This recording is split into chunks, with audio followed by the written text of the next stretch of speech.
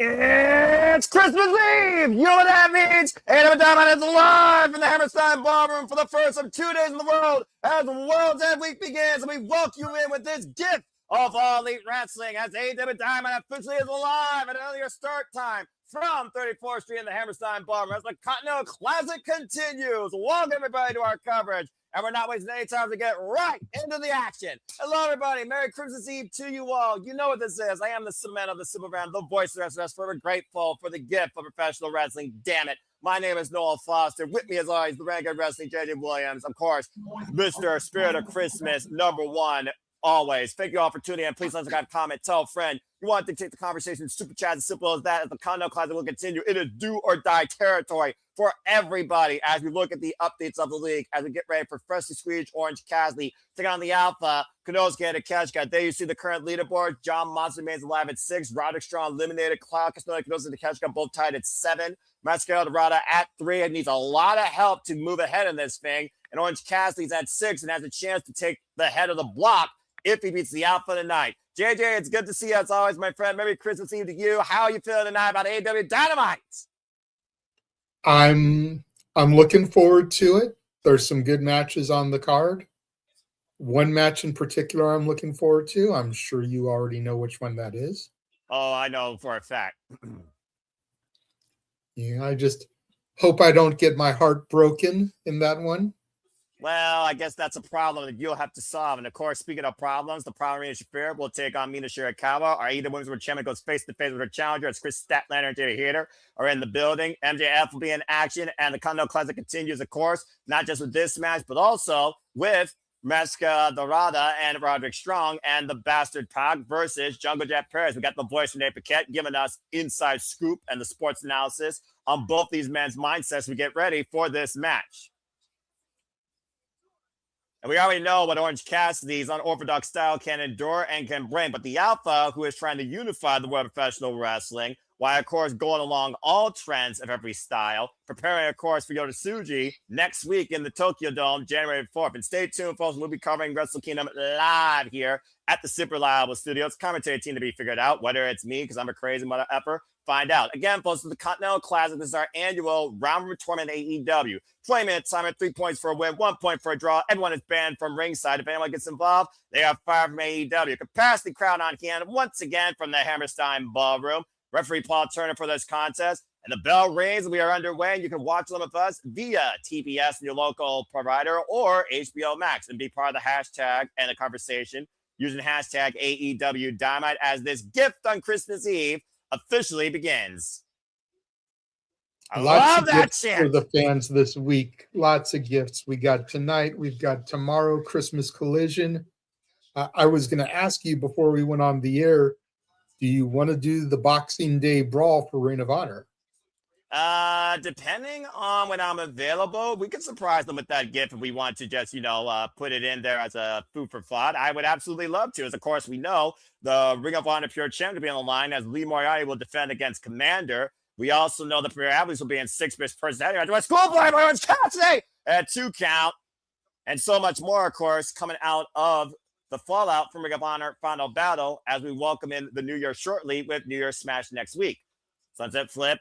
And, of course, you're seeing the standings across the bottom of your screen for not only the Blue League, but the Gold League. Gold League actually continue tonight. 5-way tie, 6 points. Orange Cassidy sits in the cover. 2.5. Very close here. As it is much more do or die in the Gold League than right now it is for either of these competitors in the Blue League, JJ. That's fair. I mean, the Gold League is where it's at. The Gold League is where all the action has been. Yep. That's definitely the most stacked division in the Continental Classic this year. Not to take the Blue League lightly, but I feel like all the big time hitters, with the exception of Okada, have been in the Gold League. Yeah, you saw Paul Turner almost count Konosuke and Takeshita down for a crucifix. As Orange Cassidy almost surprised the Alpha here. Of course, not caught in commentary. Again, there are no seconds allowed at ringside. These are pure one-on-one contests with a 20-minute time limit. We've already seen Konosuke go to a draw with one of his fellow competitors that's tied with him in the Blue League, actually, in Claudio Castagnoli, as we see Brian Danielson, Tony Schiavone, Excalibur, and Don Callis on commentary. So, JJ, let me ask you this. We've seen Konosuke Takeshita take Claudio Castagnoli to the limit. We've seen what Orange Cassidy is willing to do and willing to go with the best in this business. Do you think the tail of the tape will favor Orange Cassidy more the longer this goes? And does Konosuke need to beat Orange Cassidy quicker than he thinks he needs to? Well, I think anybody needs to try to beat Orange Cassidy quicker than they think they need to, because Orange Cassidy has proven that the longer it goes, the more he ends up getting into his opponent's head. But I feel like the Alpha's got this in the bag. Nothing against Orange, and I've eaten crow a couple times here in the C2, but I feel like this should be an easy one for Takeshita here. If Orange Cassidy wins and he survives Yoda Tsuji, you got to imagine that would put Orange Cassidy in line for an IWGP Championship match.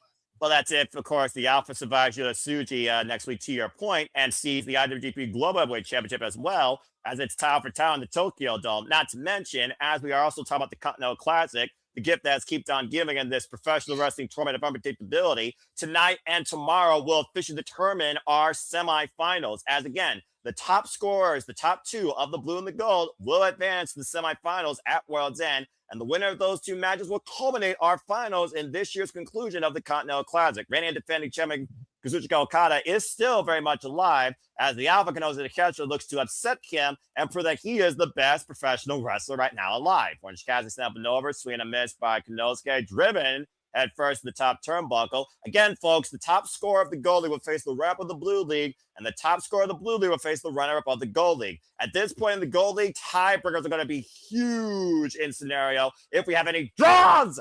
As right now, the Blue League actually continues with a great DDT, and up and around, Orange Cassidy takes Konosuke down with a DDT again. Goes in the cover, hook on the far leg to get the plan. 2 count only.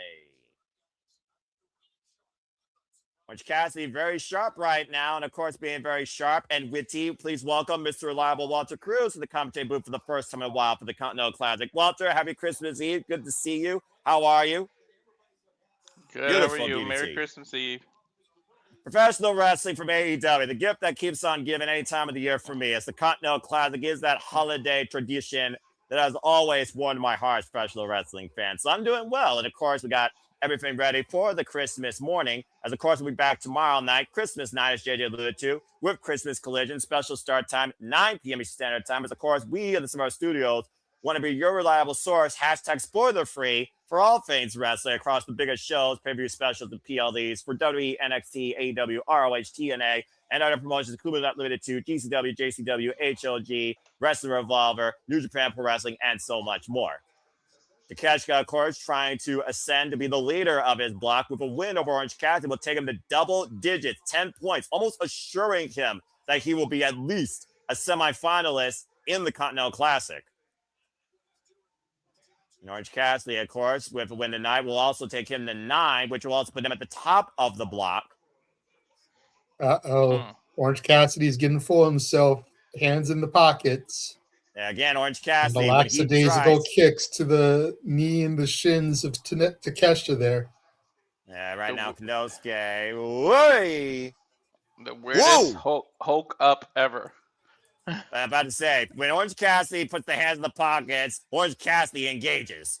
And the JJ's points, the most lethal kicks in the wrestling business, just trying to get in the Alpha's head, trying to take out his knee pads and chins. Imagine these kicks actually affecting somebody with bad ankles. I'm just saying. Well, if you've got bad ankles, the slightest touch affects them. Exactly. And Konosuke perching Orange Cassidy in the top turnbuckle. Orange, again, hands in the pockets.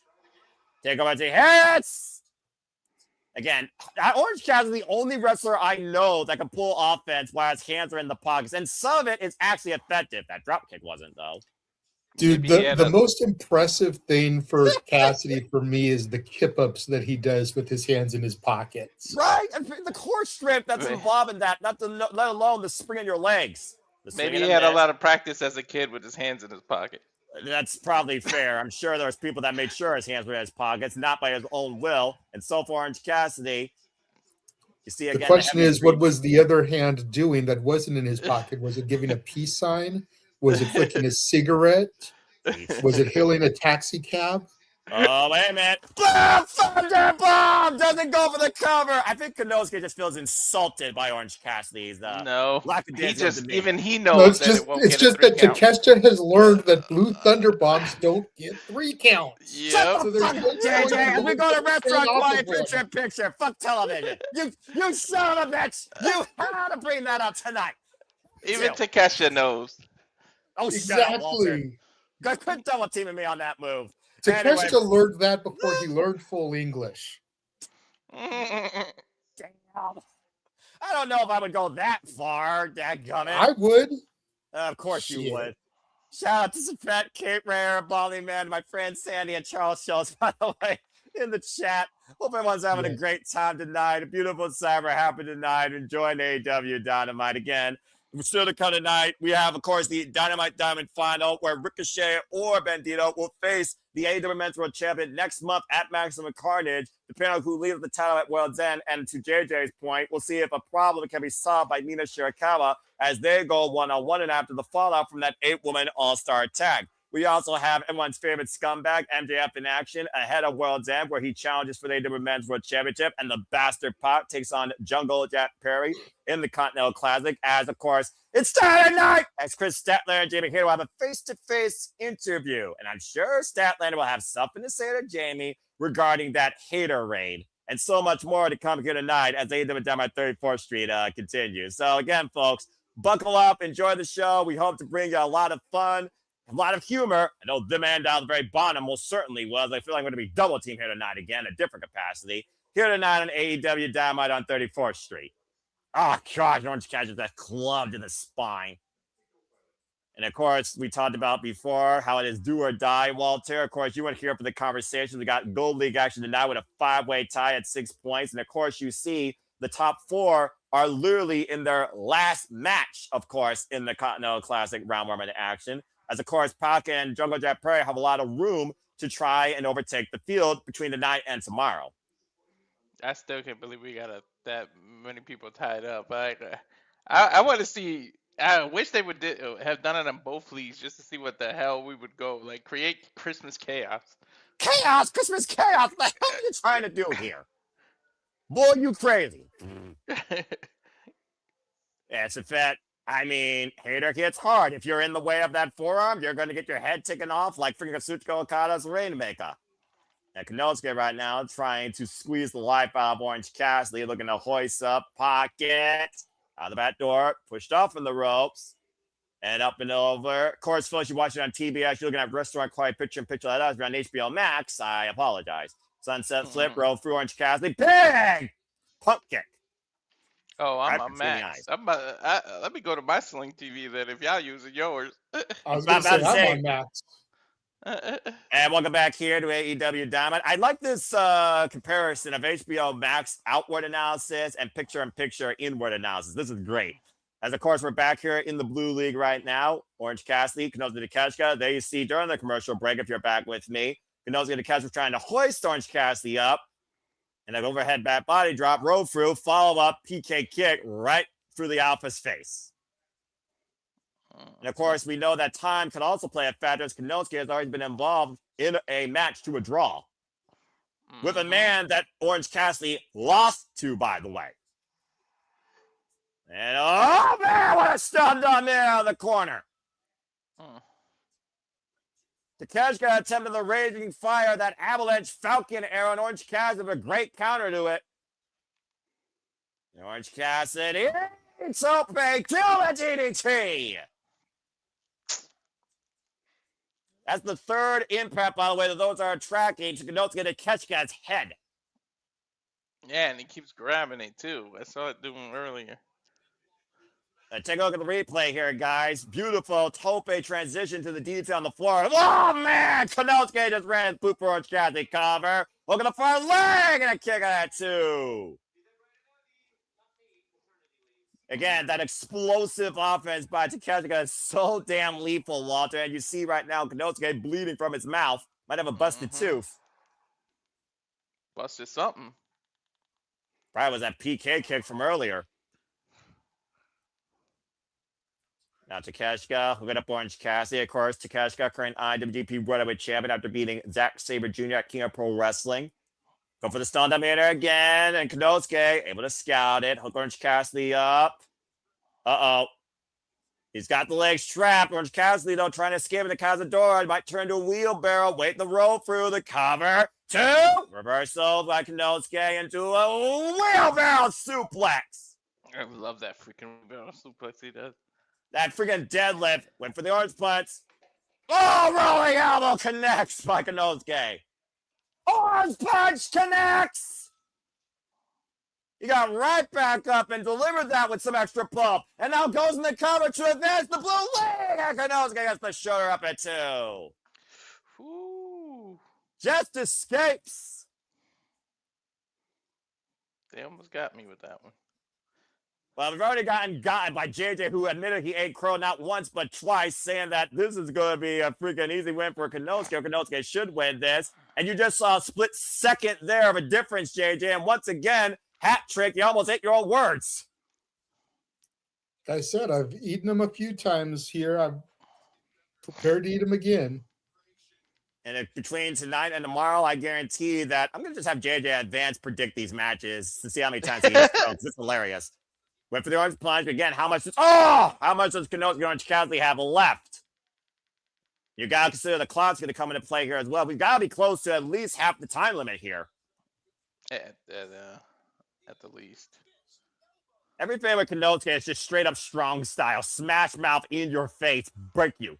Orange Cassidy, though, big break on the apron. Well, he ain't the NJPW champ for nothing. Or IGWP, I should say. IWGP, International Wrestling Grand Prix, the standard of fighting spirit, founded on that lyre mark since 1972 for New Japan Pro Wrestling. And Orange Cassidy trying to break the standard right now of IWGP with a vicious beach break on the apron as both men are slow to stir. I mean, again, count out here, guys, is another strategy that either of these men could take. A count out win for a single person would get them 3 points as well. Sidestep, pump kick, miss, and Konosuke catches it and driven over the barricade. Get him back in the ring. Just go back in the ring. Take the count out victory. And Cassidy back inside of it to your point, Paul. Turn it up to 6. There we go. Smart. And Konosuke right now doesn't know where he is. Probably seeing stars. The audience trying to will him on. Up to 8. Up to 9. It can get it. Oh, man. Just beats the count at 9 3/4. And the roll up by Orange Cassidy. Kick out. That was close. And now the cover. And again, Konosuke escapes.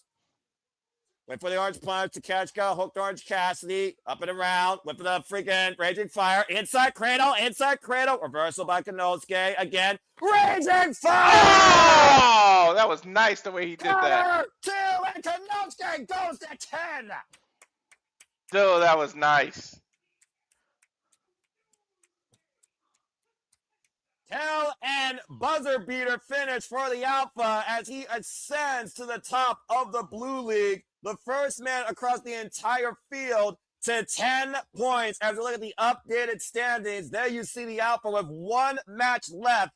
Gotta be a log at this point, guys, to move on to the semifinals. No, he was always my pick to get to the finals. Let's see, that's 1/2.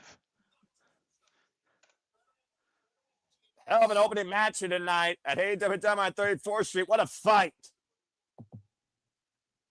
A valiant effort by the former, most notorious AEW International Champion 2 times over.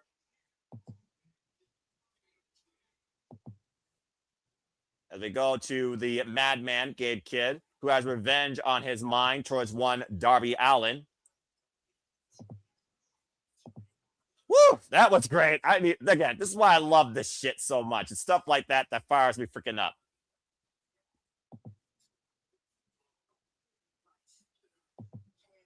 Again, Gabe Kidd right now, who literally helped send Orange Cassidy to his own freaking hell. While this madman's been in his own proverbial hell, his own worst enemy in his head. It's time to crack. You know, if there's someone more lethal and dangerous and reckless than Darby Allin, Gabe Kidd might actually be a close second. Bro. And I think he just challenged Darby Allin to a match at World's End. God help both of those men. As we go to full commercial break, fuck television. Gabe Kidd is psycho, man.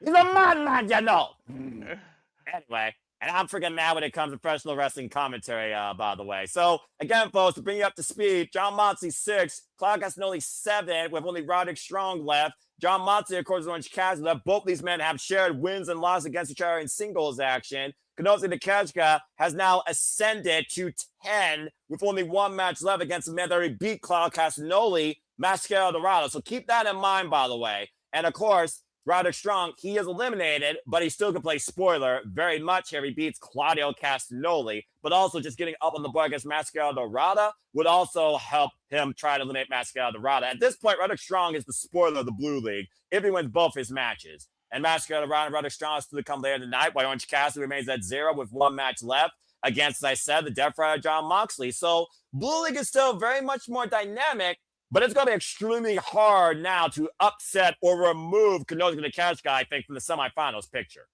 As of course, folks, you see the schedule right there. We're coming to Dynamite 34th Street. Yes, you see that right. Tomorrow night, 9 p.m. Eastern Standard Time, we'll be back unwrapping Christmas Collision and the conclusion of the Continental Classic Round 1 action. That will, of course, culminate in figuring out our top 4 to move on to the semifinals at World's End, which, of course, we're covering. And, of course, you all can follow with us on the pay-per-view via HBO Max or your local pay-per-view provider. And stay tuned for the final city predicting of 2025 this Friday night, 10:30 p.m. Eastern Standard Time for World's End. Me and a gaggle of fools moderating and predicting the final AEW pay-per-view of the year for the conclusion of the All Elite League of 2025. That and so much more this week on the Super Reliable Studios, heading into the new year with a New Year's Smash come next week, Wednesday night, and so much more. Well, that being said, JJ, it wasn't as easy as you thought.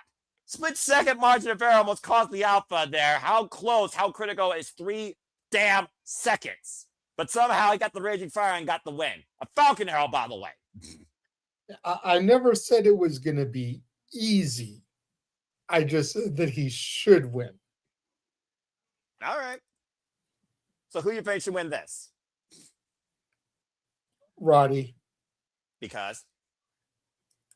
At least he'd have some points. I mean, dude, Máscara Dorada only has 3 points. Roddy has none. That's accurate. Let's let Roddy get the dub over the dude with only 3 points, and he can at least be on the fucking board. Okay, fair enough. And what do you think about this, knowing that... Go ahead, Walter. Beat John Moxley of all people, so... If you could beat you're not wrong. I mean, it's a very fair analysis. And, of course, looking at the Gold League, again, Pac and Jungle Jack Perry, both men right now are going to be in back-to-back nights of action. Pac, of course, won part of the 5-way tie at 6 points. So what are your thoughts on this match, JJ? Do you think I want this one to go to Jungle Jack. That way, for at least a split second, everyone in the Gold League has 6 points. You're crazy! A 6-way tie? We've still got more matches to go. But I'm just saying, like, how crucial would that final win be going into Christmas Collision tomorrow if we go in with a 6-way tie? I mean, that's fair. And, of course, we just saw FTR still the AEW Tag Team Champions to be in the Bang Bang game. And let's go ahead and see if your prediction comes to fruition as the Continental Classic continues with the Messiah, the Backbreaker, and the Master of the Rose. Time for Roderick Strong versus Máscara Dorada. I told you, Christmas chaos. Look, sometimes chaos at Christmas can bring a peace to a person's heart that's a professional wrestling fan. And AEW Dynamite on 34th Street is proof of that. For the second year in a row, might I add, from the Hammerstein Ballroom. And of course, Roderick Strong, originally, everyone considered him a substitute for Kyle O'Reilly. For if Kyle O'Reilly wasn't injured, the Violent Artist very well could have been the Continental Classic. As Roderick Strong said, he's doing this for himself and looking to break every motherfucker's back. So far has not been able to back up those words. The only man right now across the entire Continental Classic field with 0 points. But we know Roderick Strong will not go down without a fight, even if it means ultimately he's still defeated, Walter. Yeah, that's true.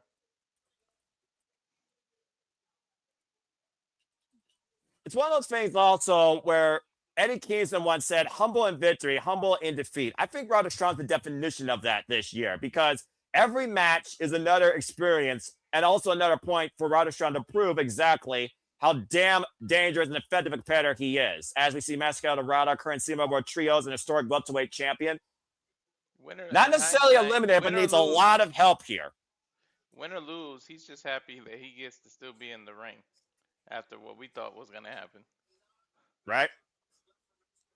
And again, if Máscara Dorada wins both his matches, he will be at 9 points, just short of Konosuke Takeshita. But pretty much if Máscara Dorada loses this, you might as well call him eliminated. Okay, The thing about these round robin tournaments, you can't consider elimination even if you are eliminated. You gotta consider every match is important. Claudio needs that win just to tie Takeshita. And remember, Máscara Dorada owns the tiebreaker over Claudio Castagnoli. Claudio lost to this match luchador. And again, folks, special night and time tomorrow night, Christmas Collision, 9 p.m. Eastern Standard Time on TNT and HBO Max. And again, it's going to be a big 2.5-hour broadcast, so y'all better have all your eggnog and everything in order and put the kids to bed. Roderick Strong going for the single leg takedown. And of course, with Roderick Strong, you can set a very more, to Walter's favorite form of wrestling, transitional or scientific type match versus the strong style bout we got in the first one. Breaks the grip and grabs wrist control of Máscara Dorada. And again, thank you all for tuning in. Please subscribe, comment, and tell a friend. Subscribe to Rage for Wrestling. Subscribe to Bad for Wrestling. Subscribe to Cassidy Studios. And again, just enjoy life and enjoy professional wrestling no matter what company. It's as simple as that. Looking for the rope break. Referee Brandon Martinez, by the way, for this contest. And of course, like I said, coming up this Saturday is World's End. Next week, we have New Year's Smash, the final Dynamite, the final wrestling show of the calendar year 2025, as well as Maximum Carnage. And of course, that all leads into Revolution in the new calendar year as we keep you in tune with all things All Elite Wrestling and so much more. What a beautiful way to count down to the new year with a New Year's Smash on New Year's Eve of AEW Dynamite, December 31st. And again, you still get your tickets at AEWTX.com. Interesting modified armbar here. You'll probably pay reasonable fucking prices. Look, the economy is what it is, and business, top 1%, and bloody suits are what they are, no matter what freaking entrepreneurship you deal with, all right? You just got to make the best of any situation. And Roderick Strong trying to make the best of this situation, trapping Máscara Dorada almost into a camel clutch or accolade. Máscara able to slip out of the back door. And Máscara Dorada right now tying up the legs of Roderick Strong, possibly looking for a modified Romero special. You see the way he's applying pressure to the back of the knees of Roderick Strong and hoisting him up high, hyperextending the arms behind his side. Uses a lot of core strength and drops him for a 2 count. So that was really interesting, the fact he moved the Romero special into a pinning predicament. It sure was. You don't usually see that. You usually see a lot of people exerting a lot of energy, holding them up vertically above their body. Side step. Máscara Dorada, they will land on his feet. Reverse roll. Roderick Strong. Inside out. Handstand. Able to sidestep. Máscara Dorada. Set up and over in the apron. Beats Roderick Strong to the punch with the Enziguri. Big Gaminguri. Again, Walter, you've been impressed with Máscara Dorada since his showcase at AEW All Out against Konosuke and Okada. Oh, yeah. And of course, we saw Sky Team successfully retain the CML World Trios Championships at Wrestle Dream against the Donkawas family. Both these men battling out for 3 points. Máscara Dorada out to be alive! Oh, gosh! Deposit with a short-range blue thunder bomb on the apron, rearranging Máscara Dorada's spine.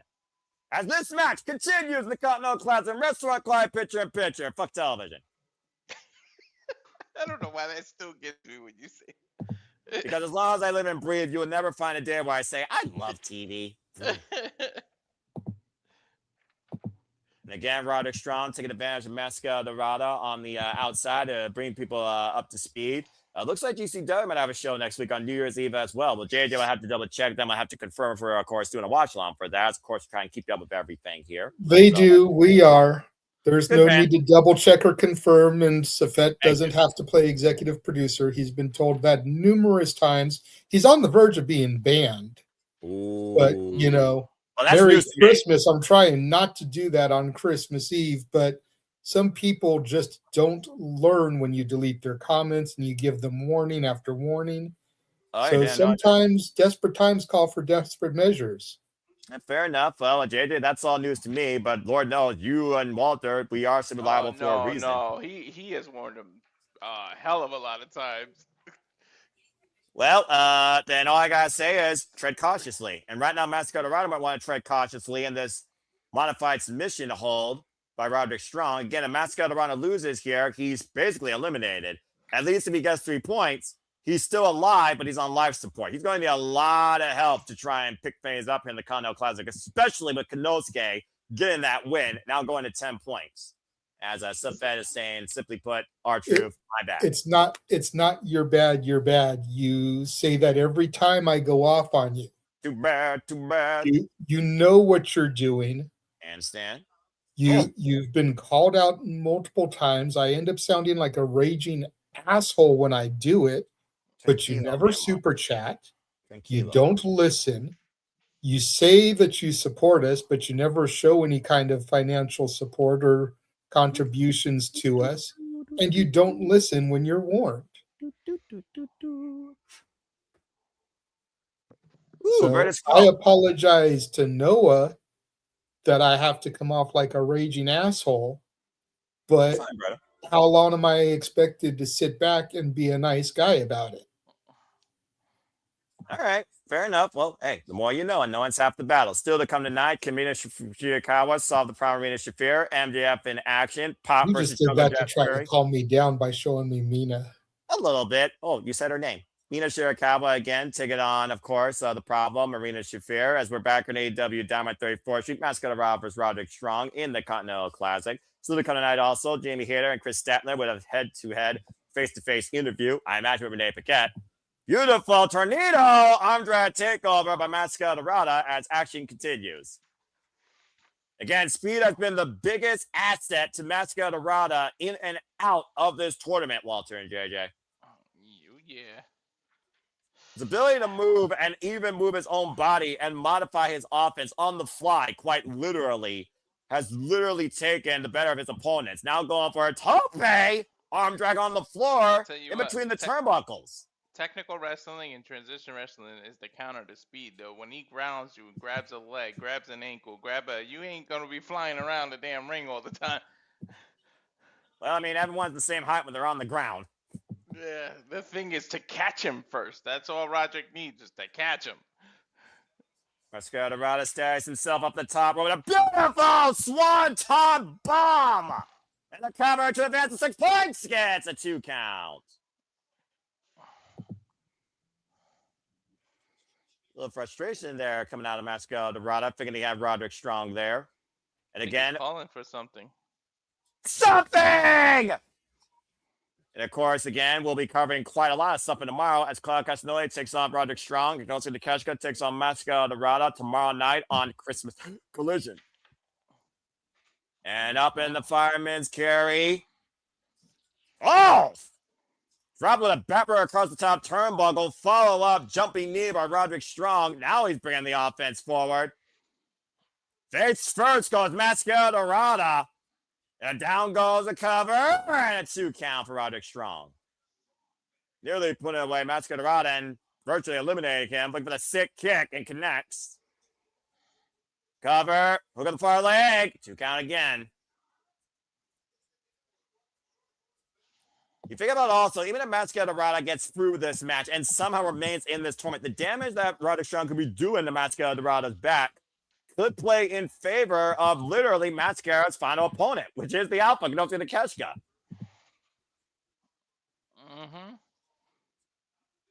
Roderick Strong at this point. How many more matches would Roderick have left? If he wins this, he'll get 3. Cover, hook the near leg. One more time. Yeah, there's only one more match for both of these men. As you saw, Roderick Strong's final opponent is Claudio Castagnoli. Backbreaker over the knee. RH represent, by the way. Mm-hmm. As Roderick strong to JJ's point, looking to pick up his first 3 points. And hoisting Máscara, who escapes. Kick to Roderick strong. And right now, Máscara Dorada drawing even here against Roderick strong with this exchange. Once again, going up to the top rope. And looking for the shooting star press. Cover hook the forward leg. I got him. Yep. Máscara Dorada remains alive and kicking in the Continental Classic with hopes not completely faded as he goes to 6 points. And heading into a 3-way tie now with Jon Moxley and freshly squeezed Orange Cassidy, with, of course, each of those 3 men. Everyone now only has 1 match left. And we just saw Cassidy lose. About to say, can Takeshita be beaten? That is the question. Because if Takeshita wins, he's a lock, period. That's true. Again, tomorrow night, Konosuke Takeshita's final match in round-robin tournament action against Máscara Dorada. Can Máscara surprise the world again like he did Claudio Castagnoli? Ooh, what's this? 2025, course, has been an incredible year for AEW. And again, I can't thank people enough who have followed us on this all-elite journey. Countless moments, countless matches, incredible one-of-a-kind highlights and championship changes, of course. And please stay tuned, of course, for, of course, my little simple graphic of my highlights of 2025, as I did, of course, for WWE, TNA, and NXT. And stay tuned for the conclusion of the All Elite League with predictions for Mommy and Pappelallee next week. Of course, confirming this year's winners of the All Elite League, primarily for the Galaxy, because I guess I'm unstoppable, according to people. But anyway, I honestly might retire at this point for predictions. I don't know. I think this is becoming too easy for me. Hey, listen. I'm all in for life. Anyway, again, also subscribe to the Jet Meacher Network, of course, as, of course, that will be rebooted next year. I want to give a special shout out to, of course, have been my favorite Elite Wrestlers of the year in Timeless Tony Storm, which, again, JJ has spoken verbatim, the best character in modern day women's wrestling history. But, of course, Mina is his fave right now. And we go to Renee Paquette. Everybody love Mina. And now let's go to the remarkable Renee Paquette with a face-to-face with our AEW Women's World Champion, Kris Statlander. Who, of course, JJ, do you want me to bring the Grinch out on you and really chastise you? No, I want you to pick one of these 2. I'm not doing that till Friday, but you damn sure best respect this AEW Women's World Champion and her opponent. Anyway, Kris Statlander, of course, who waits for her opponent, Jamie Hayter. And again, last time Jamie Hayter and Kris Statlander went one-on-one, it was the Owen, and Jamie Hayter won. Easily 2 of the most popular and powerful women on the All Elite Wrestling Women's Division roster. And again, this Saturday night, Kris Statlander and Jamie Hayter go to war and hit hard over the AEW Women's World Championship. I can't fucking wait for this match. Let's see what the guys say. Oh, man. Pick Noah. Shut the fuck up, Walter. That's not valid right now. Pick Noah. Shut the fuck up, JJ. I'm trying to hear what these 3 incredible women have to say. Pick Noah. Well,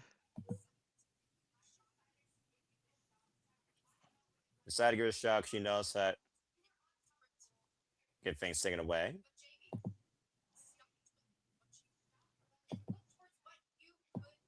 Stop drawing on what you had and look at what you could be.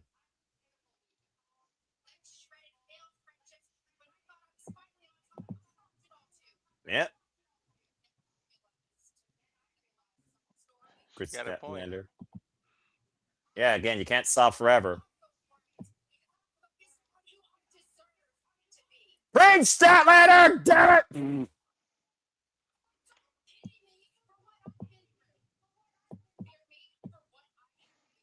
Fear me for what I have become. Amen. I love that attitude.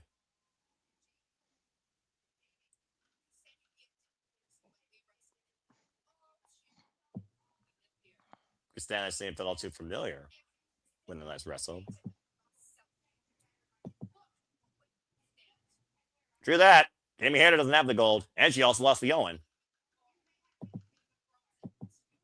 Well then, you'll be face to face with the Cosmic Killer. Guy's the greatest. And Kris Statlander wants Jamie Hayter to prove something. I don't blame her. Strong words by the champion.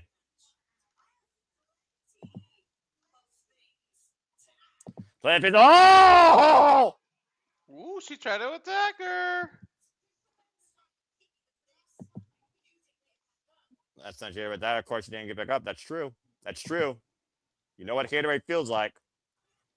Oh, man, let these bitches go. Let these women go already. I want to see these two hit hard. I can't wait till Saturday. Again, it's all about the AEW Women's World Championship. One who knows who they are versus one that wants to get to where she is. Who deserves to be called the best in the AEW Women's Division? Kris Statlander, Jamie Hayter for the AEW Women's World Championship this Saturday. My Women's Championship match of the month. And the last one I need to see this year. As AEW returns to Chicago in the Now Arena. And speaking of returns, everyone's favorite scumbag, Maxwell Jacob Freeman, returns to in-ring action next on Dynamite here on 34th Street in Hammerstein Ballroom. Didn't I see you with a scarf the other day with MJF scarf? I mean, you did, I have a during karaoke. It was the return of NAF. All right, settle down. He's right now resting fine for the holidays, okay? Anyway, that just made me happy. Anyway. So pick one, Noah. Nope, don't have to. Shut the fuck up. Not till City Predicting. Y'all don't have to do anything. So anyway, folks, again, please stay tuned for City Predicting, 10:30 p.m. Eastern Standard Time, Friday night. Me and a gaggle full City Predicting, the final pay-per-view of the AEW calendar year, World's End, headlined by not only Kris Statlander versus Jamie Hayter for the Women's World Championship, but a fatal four-way match for the AEW Men's World Championship. Samoa Joe defending against him and Adam Page, Swerve Strickland, and Maxwell Jacob Friedman. As, of course, MJF return to remind everybody exactly who he is and why he is what he is. But this time, make sure there are no excuses. And while he does still bear the original Dynamite Diamond ring, he is not in contest for it this year, nor for the AEW Men's World Championship match that comes with it, because he already has a championship match this Saturday. I would say it's do or die for Maxwell Jacob Friedman, but the confidence that he had to put this chance out there in a situation where he doesn't have to be involved in the decision to lose and vice versa for the champion. That's a lot of moxie, JJ, if you ask me. Definitely. But MJF has got beef with all the men in that match. So he wants to prove to them and remind the rest of the world that he is better than you, and you know it. Damn fucking right. And again, unfortunately, I don't think I'll be there for Simply Predicting. Aww. Or if we do Boxing Day Brawl, because I start at 2:00 my time. There are 4 people that come on after me, so I might get cut midstream, get to pop in like towards the end, but I won't be there for the whole show, unfortunately. Well, again, JJ, I always respect your analysis and takes. There's a reason why you and I gel like peanut butter and jelly, and sometimes we're also water and oil. But at the end of the day, Sandy, I don't need to debate this young man. I am all for this, Sandy. No. I am 150% down to do this. What the fuck? We'll have Jeff be the moderator. What? Because he was supporting women's wrestling before any of us. Helping to promote Wild, the World Independent Ladies Division. Right. I am right here for that. We can have a debate about the women's division in AEW because, as much as I love some of the women on that roster, I have got a lot to say about the women's division. Oh, boy. Everything. Or the 2 NXTs. You got several things you guys can debate. Well, I know y'all got a lot to say about this gentleman coming out with a Burberry Titantron. Let's get back to in-ring action and welcome back everyone's favorite scumbag, Maxwell Jacob Friedman. Changing the subject. He's back, folks! The record-setting AEW Men's World Champion and undisputed Dynamite Diamond Ring holder, and now, of course, featured Hollywood movie star from Happy Gilmore 2, who returned in England It made an immediate impact on his damn return. Yeah, delivering a promo class 101 in less than freaking 10 minutes. That put all three of those men to shame. Dynamite singles record, by the way, at 28-3-1. Of course, we haven't seen Master Jacob Freeman since that loss at AEW All Out against Mark Briscoe in that tables and tax match. And we talked about JJ. He was on a journey of self-reflection, and it might culminate into his ultimate redemption this Saturday. The shit he said to Swerve was crazy. Dustin Waller. So MJF versus a jobber. Well, enhancement time, but hey, it is what it is when you got the biggest match of your young career, of course, this Saturday, but you're also trying to prove a point and send a message to three challengers who, might I add, are not even in action tonight. Is that one of those local talent people? That is exactly correct. And right now, MJF in the better of Dustin Waller. Just getting his sprints in right now. Again, MJF, we talked about before, the level of moxie, confidence, that ego that he just teabagged him. All right. Only MJF's the only man in the business I know that gets cheered for teabagging his opponent in the face. I'm surprised you know what that is. When I was once a lead lad, I can't shoot the bronze of a barn, but I played Call of Duty and I fucking sucked at it. Still do. And that's all you need to know. Oh, God! Smack the shit out of Dustin. Took the words right out of my mouth, JJ. The Hammerlock, DDT, and the Solid Earth, and that's it. Fujiwara armbar, MJF, with a very easy rep ahead of Saturday night. That was pointless. That was pointless. You might think that was pointless, but for MJF, that was a simple statement. Sometimes working less is all you need to do. Sending a message to him and Page, Samoa Joe, and Swerve, and MJF has a mic, folks. Buckle up. Oh, here we go.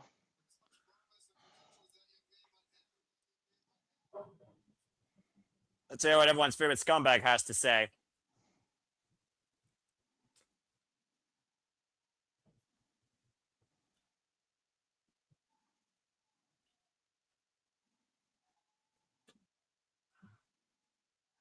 Saying happy Hanukkah, by the way, as of course MJF is a good Jew boy. Yes, folks, there's more holidays than Christmas. Yeah, there's Boxing Day. Exactly. It's Kwanzaa. There's Ramadan.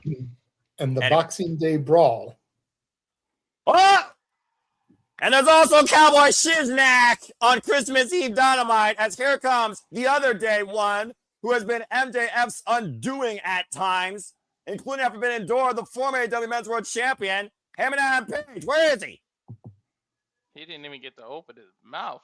Well, I mean, he said enough back in freaking London, and there is Hammerstein Page from the audience. So Joe and Swerve are going to come out too. We know well, Heyman does have a mic, and let's be honest here, guys. Whoever wins this match Saturday is going to lead AEW to 2026. Let Hangman get physical. Him on the mic doesn't always. I don't know, man. We've seen Hangman pick up his mic game as of late when it came to how proud he was to get that AEW Men's World Championship out of that briefcase. And again, this guy, his Joker, was part of the reason that happened. As here comes Swerve Strickland, and might I add, Swerve and MJF have no prior in-ring history in their respective careers. Shout out to the Wu-Tang Clan, by the way, who collabed, of course, Swerve's new theme. Heyman Page, Swerve Strickland, and MJF extremely focused on the task at hand this Saturday. Well, there's three parts of the equation. Where's the fourth? And does Samoa Joe give a damn?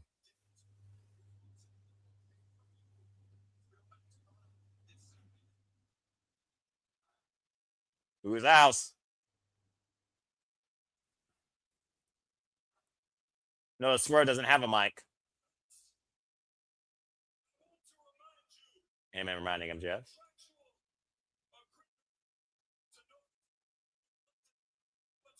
Your trust agreement got left in England, but tonight we have wait.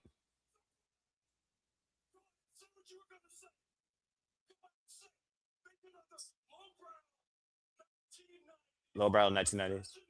Misogynistic. Bottom of the barrel. Damn.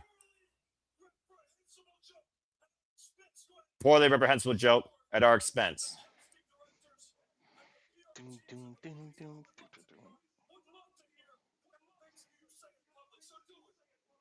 Damn, Heyman had Page calling out MJF's verbal vocal skills. So he ain't scared to talk shit. MJF will say whatever's on his mind. I think Heyman wants to encourage that. FCC ain't got shit on MJF. They can't say nothing to him. Damn. Compare us to another sex pick? What the hell?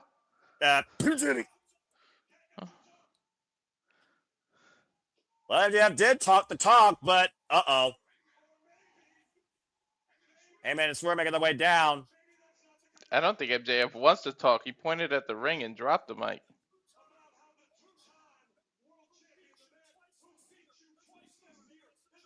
About to say, Heyman did beat MJF twice this year, both on pay-per-view.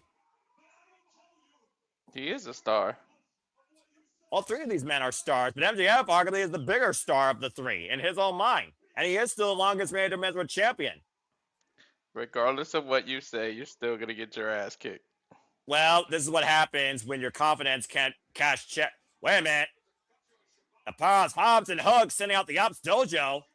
Are they there to beat up MJF? Obviously, they're there to beat up everybody. Clearly, Samoa Joe doesn't want anything to do with any of these men. Trying to protect him, of course, from three most lethal men here. Swinging a miss and Samoa Joe showed that he can beat. And there's Joe backstage, of course. Training exercise. Real friend. We don't have to expose your true natures. I'll clean out this hate for me. I mean, there is a lot of hate amongst all four of these men. Joe's not lying.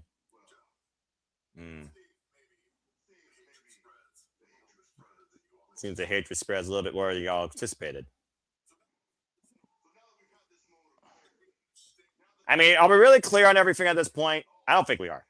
No, I'm still surprised Hangman and Swerve didn't fight. Yeah, you got to fight Saturday.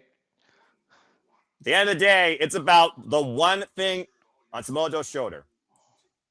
It's not a tag title, it's a singles title. So Swerve and Hangman cannot both be champions, so they're going to have to hit each other eventually. We want to snap with the catchphrases. Again, Samoa Joe, the master puppeteer. MJF, just got brained by Hammer with a steel chain. Why would you walk in on two people with chains? Well, MJF, welcome to Swerve's house. House call connects. Come on, Hangman, pick him up. Is he going to hang him by the chain? I'm about to say, the Hangman, who literally has been the bane of MJF's existence. Oh, Swerve wants Mike. Swerve has something to say. Okay. Ooh. We spilling secrets.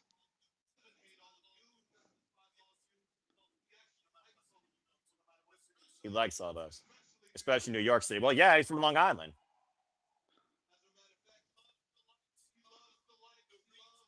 Left the likes of the retreats. Left the comments. Love your spine, but he does. Because it helps his fragile little ego. I don't think Swerve's lying.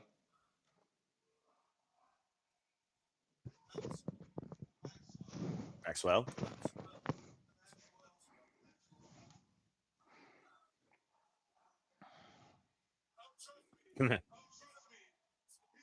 It's about to be Mike's coming out. Uh-oh. Oh, no.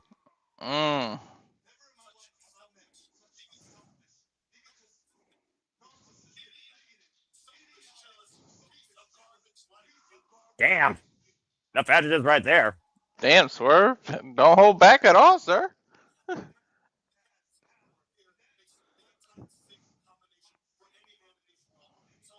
That was a combination in his world.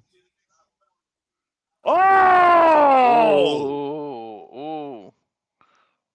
On him or did it hell ever will be?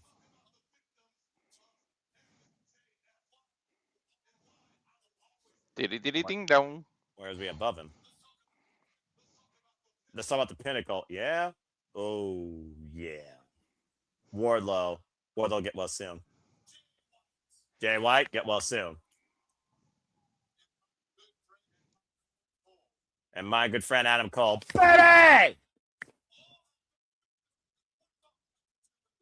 Fell victim and we're worse off at dealing with you.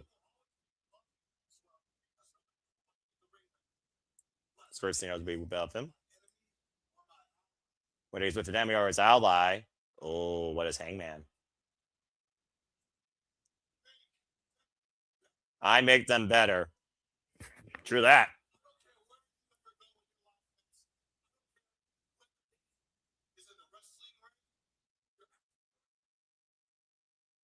Damn. Swear it's saying I'll be a better human being than he'll ever be. Swerve's house. And I would see at World's End. Mic drop. Well, I don't think it's safe. I think it's safe to say that MJF's not only integrity has been insulted, but also he literally has been humbled and reminded exactly how weak he might actually be.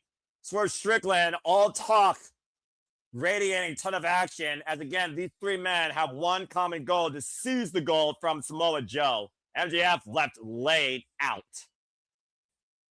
The fact that Heyman and Swerve had that intense face-to-face, the Joker to a Batman, two men locked in combat for 2 years, the most dangerous, violent rivalry in AEW history, walking out together as we go backstage to the Babes of Wrath.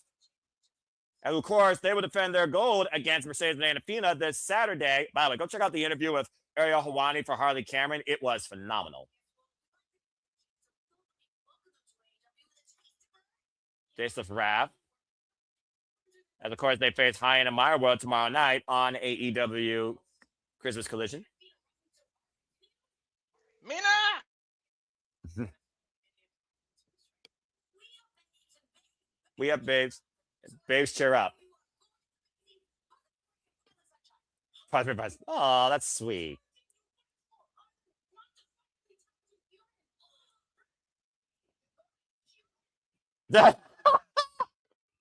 Freaking give it, Renee Paquette.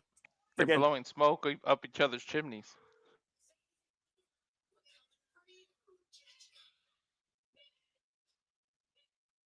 I mean, all you need to do is listen to Harley Cameron and Willow Nightingale to raise your spirits.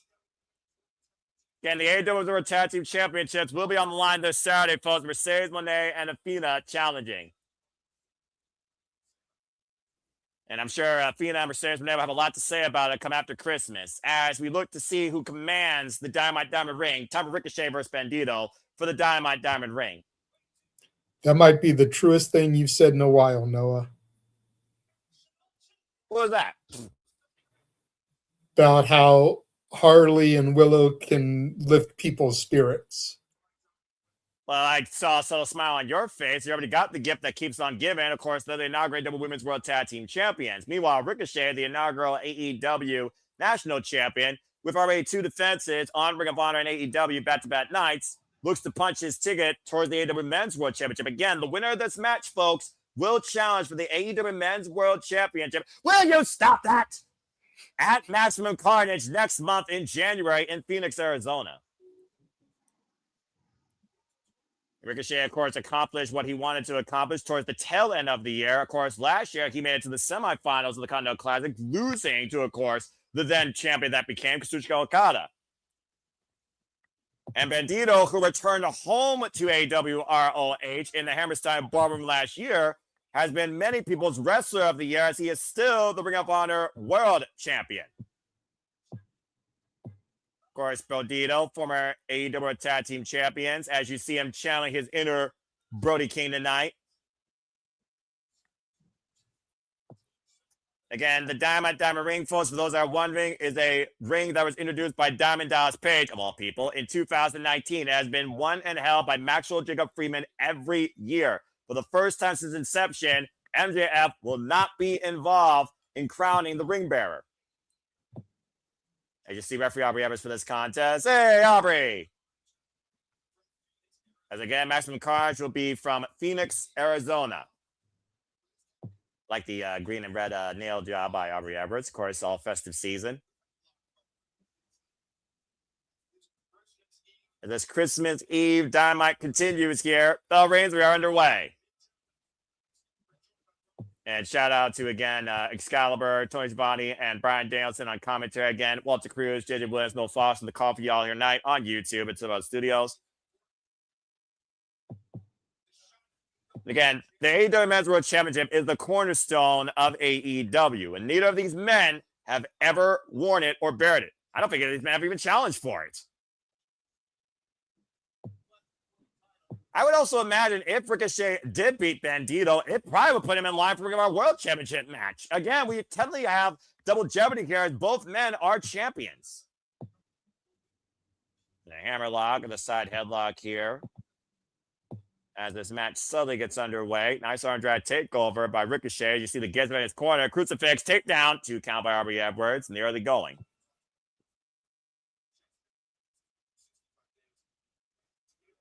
Bandido, of course, has been Ring of Honor World Champion since AEW Dynasty back in April, beating Chris Jericho with successful defenses against the likes of Hechicero, Konosuke Takeshita, amongst others, including Máscara Dorada down in Mexico. Not to mention surviving the first ever Survival of the Fittest at Final Battle for the Ring of Honor World Championship. And of course, Brody King and Bandido won those tag titles, as I mentioned earlier, at Forbidden Door, losing them to FTR at Full Gear. Ricochet, of course, who came to AEW last year, won his first title this year, the AEW Unified Championship in the Casino Gauntlet match at Full Gear. 2 successful defenses underneath his inaugural run, since forming the Demand with the Gates of Agony and finishing business against the Hurt Syndicate for the time being. The sidestep, the Irish Whip, Bandido with the drop down. Both these men right now picking up speed. Ricochet up and over. Rolls off, swings through the handstand. Again, don't blink, folks. Again, both these men picking up the pace. A great body control to take over T. Harris. Drop kick follow-up by the Ring of Honor World Champion, the most wanted man, firing at all cylinders. And why are we bringing the Macarena back in 2025? That's ridiculous. And Ricochet's having none of that, and I don't blame it. That's one thing I will agree about Ricochet, stopping the Macarena. Talk about an out-of-date fad. That's Bandido sitting up and over on the apron.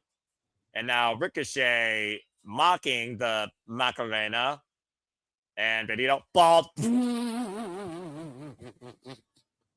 I don't know why that is the best highlight of a Christmas Eve Dynamite so far for me, but it is. And now the jazz being delivered by Bandido. Ricochet recoils with a knife-edge chop. Over Bandido to a knee. Bandido sinks down to one knee. Again, both these men outlasted over 10 others. Last week at the Casino Gauntlet match in Manchester. And the one-arm overhead military press by Bandido. Ridiculous. And oh! Awkwardly on the apron of the floor. Again, there it is, the full Macarena. And the audience literally saying Macarena. What the fuck? As we go to this replay, I guess some things don't die as much as Christmas carols and hymns and Mariah Carey, who falls out overnight. Who will bear the Diamond ring for the first time, not named as Jacob Freeman? We'll find out in this commercial break as this match continues. Let's quiet picture-in-picture. Fuck television. Well, now we got a moment to breathe. JJ, your thoughts on everything Swerve Strickland said regarding MJF? He had some fire bars there that no lies detected. Swerve speaks the truth. Stop him when he was telling lies, JJ. I dare you. Did you hear me stop him? Nope. But we did also just saw MJF laid out as Hammerstein Page restrained him. And Samoa Joe saying, of course, I'll see you all Saturday, giving a little warm-up exercise with those freaking dojo jobbers who basically Samoa Joe sees the hate goes far beyond just him. And it's almost like Samoa Joe wants to exploit the animosity amongst all three men to his advantage. But what we just saw there, it looks like him and Page and Swerve Strickland have a mutual agreement of respect. And that could be the downfall of Samoa Joe in either capacity for those men to become a AEW Men's World Champion. Just putting it out there for you folks. We take a look at your comments here real quick.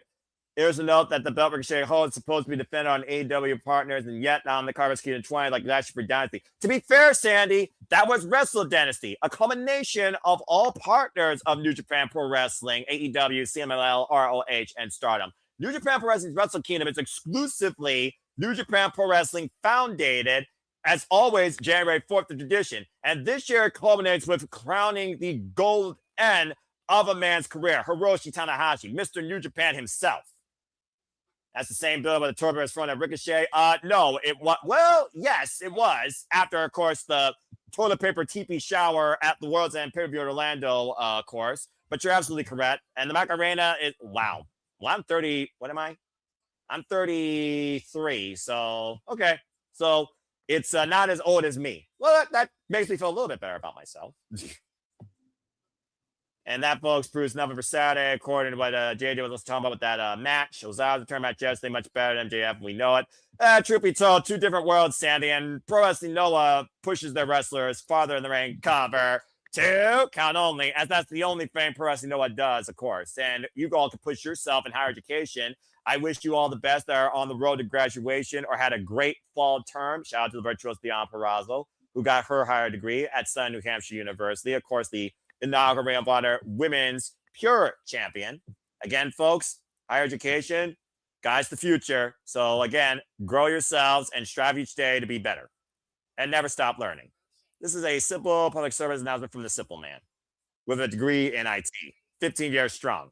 And welcome back here to AEW Dynamite on 34th Street for the Dynamite Ring. Walter Cruz returns on the call here with Ricochet and Bandido locked in combat here to become the bearer of the ring and earn a AEW Men's World Championship match next month in January. My 90-pound Doberman thinks he's a Chihuahua, could squeeze into little places and knock the router out. I mean, it doesn't take much to friggin', unscrew a cable, but I do wonder how much it takes for Ricochet to beat Bandido, considering Bandido has been a man with one arm, outlasted 5 other men, and has literally been arguably most people's wrestler of the year, Walter. Mine. Again, Maximum Carnage, folks, will be coming at Wednesday, January 14th. It will be from Phoenix, Arizona versus Cincinnati. And, of course, this Saturday, we'll be covering AEW World's End, the AEW Men's World Championship Fatal 4-Way, Swerve, Samoa Joe, Hammerstein Page, and, of course, Maxwell Jacob Freeman, who we saw laid out, incapacitated, and literally brought down to earth, or to hell, his own hell, of weakness and insecurity, thanks to Swerve Strickland. If you guys got the ROH service, go back and just watch Bandido versus Edge Cero from a couple months ago, and that alone will let you know why. Yeah. For his honor. You can actually find that match, I believe, on YouTube now, too. Both these men rolling underneath the bottom rope, and Ricochet holding Bandido, and then, oh, man! A suplex on the apron, still maintaining control of the head. Now Bandido carrying Ricochet and a suplex on the floor. Damn. That was just nothing but pure, raw strength right there. And determination. Of course, we all know what an attitude and a tribute to confidence can do to a man in battle, Walter. Oh, yeah, definitely. Again, Ricochet seemed to have been in control, and then Bandido somehow hoisted Ricochet up on the floor with that stalling drop suplex. Tip for tat. I'm not sure who got the worst of that exchange, though.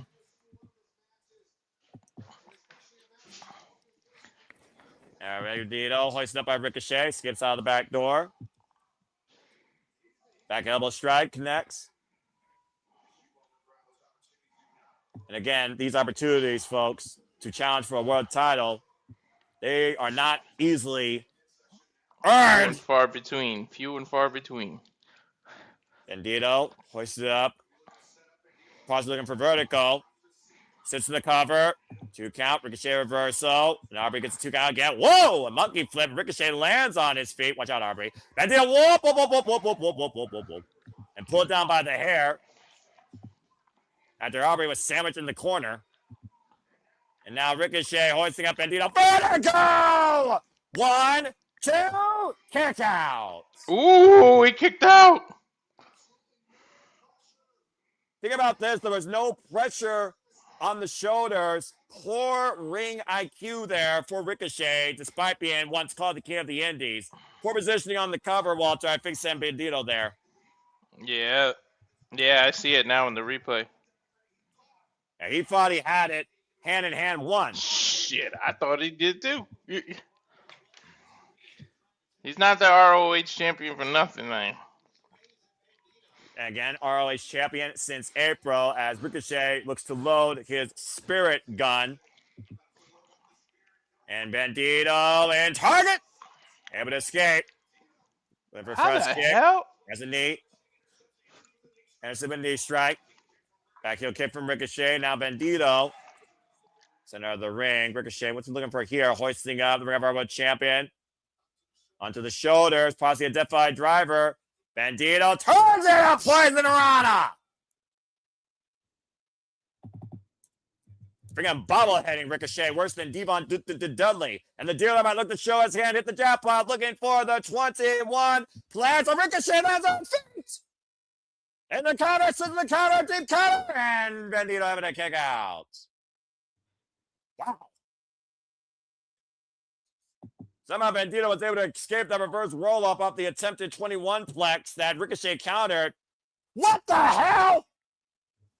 Caught mid-air into a tire guard position and turned into a... Oh, I thought I was going for Styles punch. Instead, sits down the powerbomb and a 2 count again. That was incredible innovative offense by Bandido. I thought I was going for Styles Clash there, guys. Look at this. And he reverses in midair into a sit-out powerbomb. And nearly won the Dynamite Diamond Ring with that move. I've never seen anybody turn a Styles Clash into a powerbomb like that. Bandido now to the top of the Latino heat. Went for the split leg frog splash. Ricochet able to get out of the way. Oh, it's a knockout of the way of that kick. And the gut wrench by Bandido. And now, up on the shoulder, possibly looking for the X-knee! Ricochet out on his feet. Bishop Contoleone, a sense of urgency as Bandido looks to go for the 21 plan. Bishop Con saving his teammate. Oh, and a nail kick! And Aubrey Evans didn't see it because Contoleone with the distraction. A spirit gun counter, crucifix, roll up by Bandido. Bandido wins!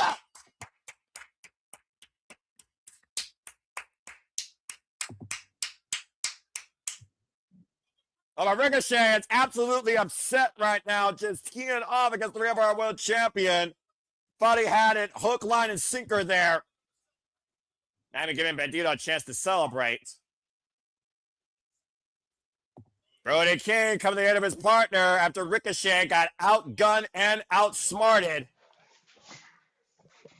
Friend against Baggedy, backing off Ricochet here. Man, dealer won that hand of blackjack. He couldn't get to 21. Yeah, Ricochet busted despite his game plan using the demand to his advantage. Ricochet somehow got upset. But Ricochet is still, of course, the national champion. But Bandido just earned the Diamond Ring and an AEW Men's World Championship match.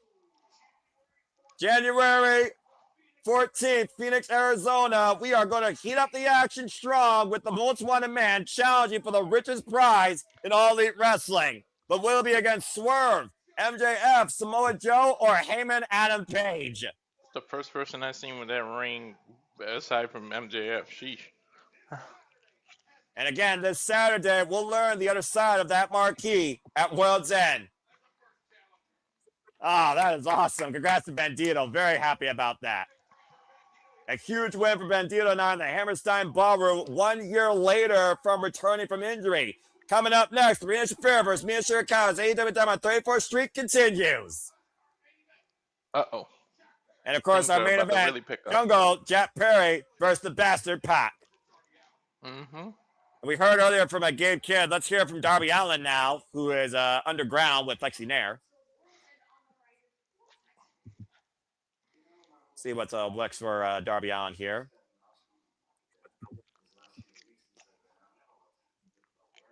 And that's time to figure out where he's going. Guys.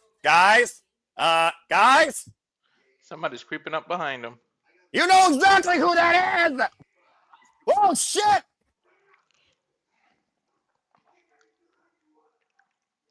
I'm guessing Gabe Kidd was looking for him since Philadelphia. I didn't even know he was clear. I thought he wasn't cleared. I don't think Gabe Kidd gives a fuck.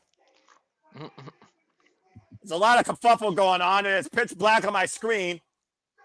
And we finally got a feed. Darby Allin's being assaulted by Gabe Kidd. This looks like they're in a boiler room brawl match or something down here. No, Walter, those are those same steel steps that John Moxley pushed Darby Allin down 1 year ago. Oh, yeah. Oh, no. I think that's what Gabe Kidd plans on doing now. Yeah, but I think he plans on bringing more of a lethal dose of revenge. And a message that Darby Allin didn't learn last year. Oh, jeez. Oh, no. Gabe, don't do this. Don't do this, man. Come on. Anniversary Oh, time. jeez.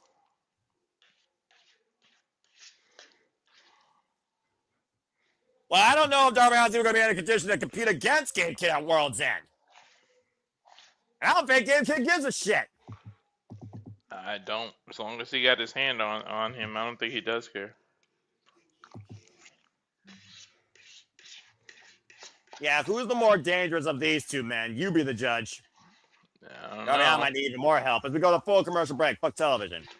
Don't forget that match we saw at the beginning of this year with Gabe Kidd and Kenny Omega. That's fair. The definition of Tolkien, Fighting Spirit, Wrestle Dynasty, January 5th to your point as January 4th next year will be a Rosanagi's final match against his greatest rival, Kazuchika Okada. And that will be the main event of Wrestle Kingdom 20. Anyway, congratulations, Bandido, the new number one contender to the AEW Men's World Championship and the new bearer of the Dynamite Diamond Ring as Darby Allin versus Gabe Kidd at World's End. Up in the air at this point, but knowing Darby Allin's a crazy motherfucker, JJ, I have a feeling we're going to get that match. And I'm scared what they're going to do to each other. Yeah, you're not scared. You like violence. You like hardcore. You like brutality. You're a sadistic man. You admitted it. I don't need to see a person lit on fire, JJ. Or someone stabbed. But anyway, that's a different conversation. I'm telling you, Darby's hospital room is already reserved. He has a room reserved in every hospital in every state in America. This hospital room is already reserved. Damn, Walter. Anyway, to bring people up to speed here, of course, action nonstop here. This is still nonstop action, I'm for Steve's sake. Damn. Again, we heard MJF. Well, actually, we did hear MJF. We heard Swerve Strickland literally insult the man's insecurity, knowing how much he actually needs the fans, loves the fans, but Swerve's a better human being, a better wrestler, and one thing that once he was, a better husband. Damn. And no matter what Swerve is, he will always be better human being than MJF, as MJF was incapacitated after a freaking house call, being literally trapped by a chain of circumstance by him and Adam Page as Swerve and Heyman looked at one another. As Swerve says, no matter if I'm against a rival or an ally, anyone I'm in the ring with, I make them better. Now, the question here is, Swerve and MJF had never been in the ring together. So did that segment lead to Swerve making MJF better? And will that result come at World's End this Saturday? Again, MJF put all his chips in. He either loses here or he is done. Period. Wins or he's done. Period.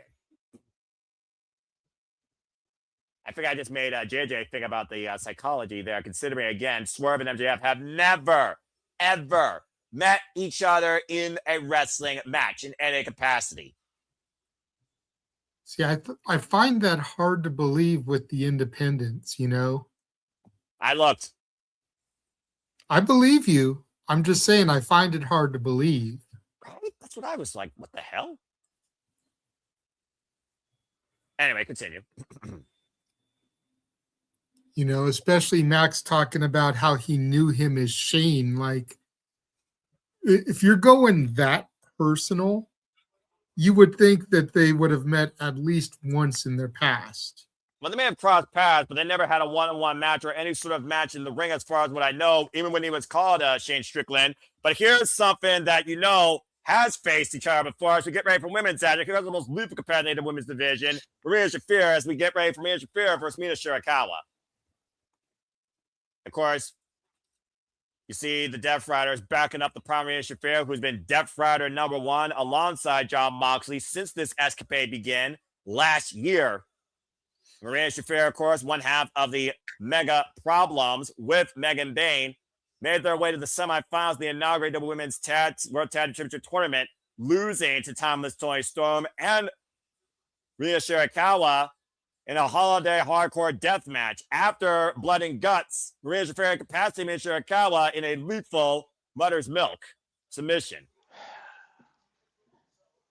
We talked about before, Walter, how you feel about Marina Shafir when it comes to her style and what she brings, but we've seen her wrestle more this year than in a long time in her career.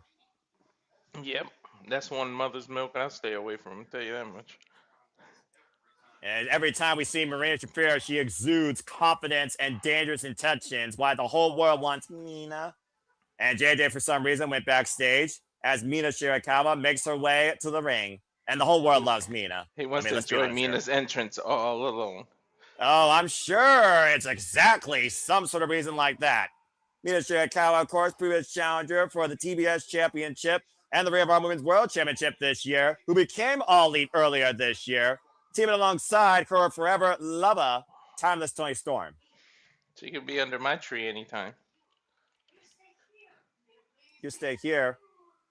Mina Shirakawa wants Timeless Toni Storm to stay backstage. She looks to fight alone. Mina Shirakawa, afraid of nobody, and of course, literally left on her own, left her family and her entire Stardom career behind to pursue this dream in America. I gotta give Mina Shirakawa credit. That takes a lot of confidence taking Marina Shafir on alone. Knowing when you face a Death Rider, you never face them alone. Hi, Mina. The bell rings were underway here. Missile Drop came there going again, folks. The revolution continues next year for AEW, Sunday, March 15th from Los Angeles in the Staples Center. And of course, we'll be covering that, the inaugural AEW pay-per-view of 2026, and the start of the AEW Predictions League. Dragon Screw leg whip by Mina Shirakawa, former Wonder of Stardom and Artist of Stardom / Goddess of Stardom champion, and Ring of Honor Women's World Television champion, interim. I still think we need to add the TV specials to the Predictions League, Noah. Maximum Carnage, Fight for the Fallen, Winter is Coming, all those shows. I would, but having the leagues not even start until the middle of March just seems weird. Well, I do that because I like to be fair to everybody, and why no one is more elite than me, but you also justify that you are at least, interested in a show that is more than just a regular special leg breaker over the second rope. I gotta be fair to everybody, especially Bossman and Riff, where, let's be honest, he doesn't necessarily predict everything or watch everything. Tornado is a cover now, hook of the far leg, and gets a 1 count, so it's referee Brandon Martinez. So that's why I only do the pay-per-views. If there was more people that was all elite like me, then maybe I would. And also, it saves me some work. And again, you see Marina Shafir favoring that leg so far. Of course, black belt, judoka, former MMA fighter. And sweeps out the leg, does Mina Shirakawa. Mina Shirakawa is still so young, of course, in their wrestling career. Again, you heard Mina earlier ask Timeless Toni Storm to stay backstage. I need to do this alone. This will drop kick. And the cover to count only. What would you say? Would you say this match would be an upset if Mina Shirakawa beats Marina Shafir one-on-one? No, I'd say it would be an upset if Marina Shafir beats Mina Shirakawa. Well, we've already seen Marina Shafir incapacitate Mina Shirakawa on multiple occasions, including Blood and Guts. It was literally Mina that was the fall girl, a sacrifice to be made that caused Timeless Toni Storm to surrender for her team. I understand that, but if we're being 100% honest, until the Death Riders started, Marina Shafir was a fucking joke. Now, To your Mina point. Shirakawa is an established internationally traveled wrestler. Oh! The hell Drives was her that? down, Muffler power bomb? Again, regaining the advantage, though, just like that. You can call Marina Shafir whatever you want, but the bottom line, this is a problem Mina has to solve. Can she solve it? Stay tuned. Wrestle Card picture-in-picture. Fuck television. And JJ, to your point, Jon Moxley saw something different in Marina Shafir. There's a reason why Jon Moxley chose Marina Shafir to be along with him during the entire Death Rider campaign. Not to mention, we've also seen Jon Moxley in the corner of Shafir at Bloodsport. Marina Shafir is not like the Egg Paris here in AEW, and that's what makes her stand out. And I agree with you. And that's why I believe Moxley picked her, is he wanted to help elevate her. He saw something in her that needed to be tapped into and shown in a better way. And to Mox's credit, he has done that. But that doesn't cease the fact that up until the Death Riders and up until recently in the Death Riders, Marina Shafir has been a joke. She's been portrayed as a joke. She's lost more matches than she's won. Yeah, she was never allowed to shine before Death Riders. Yeah. He's right. So on paper, it would be an upset for Marina to beat Mina. Yeah, it's easy to beat a competitor in a multi-person match because you've got other people helping do the dirty work for you. Now Marina has to do it one-on-one against an international sensation, a globally traveled and respected Mina Shirakawa. Yeah, but Mina Shirakawa also is still very young in her career, to my point. Less experienced than, of course, Marina Shafir. And Marina Shafir right now trapping Mina into modified full Nelson. I'll go with those knee strikes to the core. Inside back leg trip. Despite the damage done to the left leg of Marina Shafir. Marina Shafir, by the way, is also still reigning and defending Defy Women's Champion. I would love Marina to go on the streak, earn a TBS title shot, and be the one to take that off of Mercedes and just make her tap the fuck out. That would absolutely baffle me beyond belief, but that would also be incredible. Now Marina Shafir trying to trap Mina Shirakawa, modified bow and arrow. Again, Mina, though, able to roll over the cover our press. Gets a 1 count. Yeah, to Nick's point, Mina's won championships since her AEW run. Marina hasn't. Outside, you're right. Irish whip, even if it was an interim, but still, championship nonetheless. And of course, Mina Shirakawa is former undisputed British Women's Heavyweight Champion. Congratulations again to Alex Windsor, now a 3-time Repro undisputed British Women's Heavyweight Champion. Who beat Interim or not, Mina still had the opportunity to go back to her hotel room and take pictures wearing nothing but that championship. Oh, JJ, why the title's a title. I don't give a damn what you say on the front of it. It's a title. It's fair enough, I suppose. And I'm not saying she did do that, but I'm saying she had the opportunity to do that. Oh, and we've seen some of Mina's photos. Okay, it's not like she didn't do that. And 2 count on Marina Shafir. We're back here at AEW Dynamite. Both these women actually, while Marina Shirakawa is more world-renowned, traveled, and disciplined, they're still very similar level of experience. This is also the very first ever one-on-one match against each other. Shirakawa right now.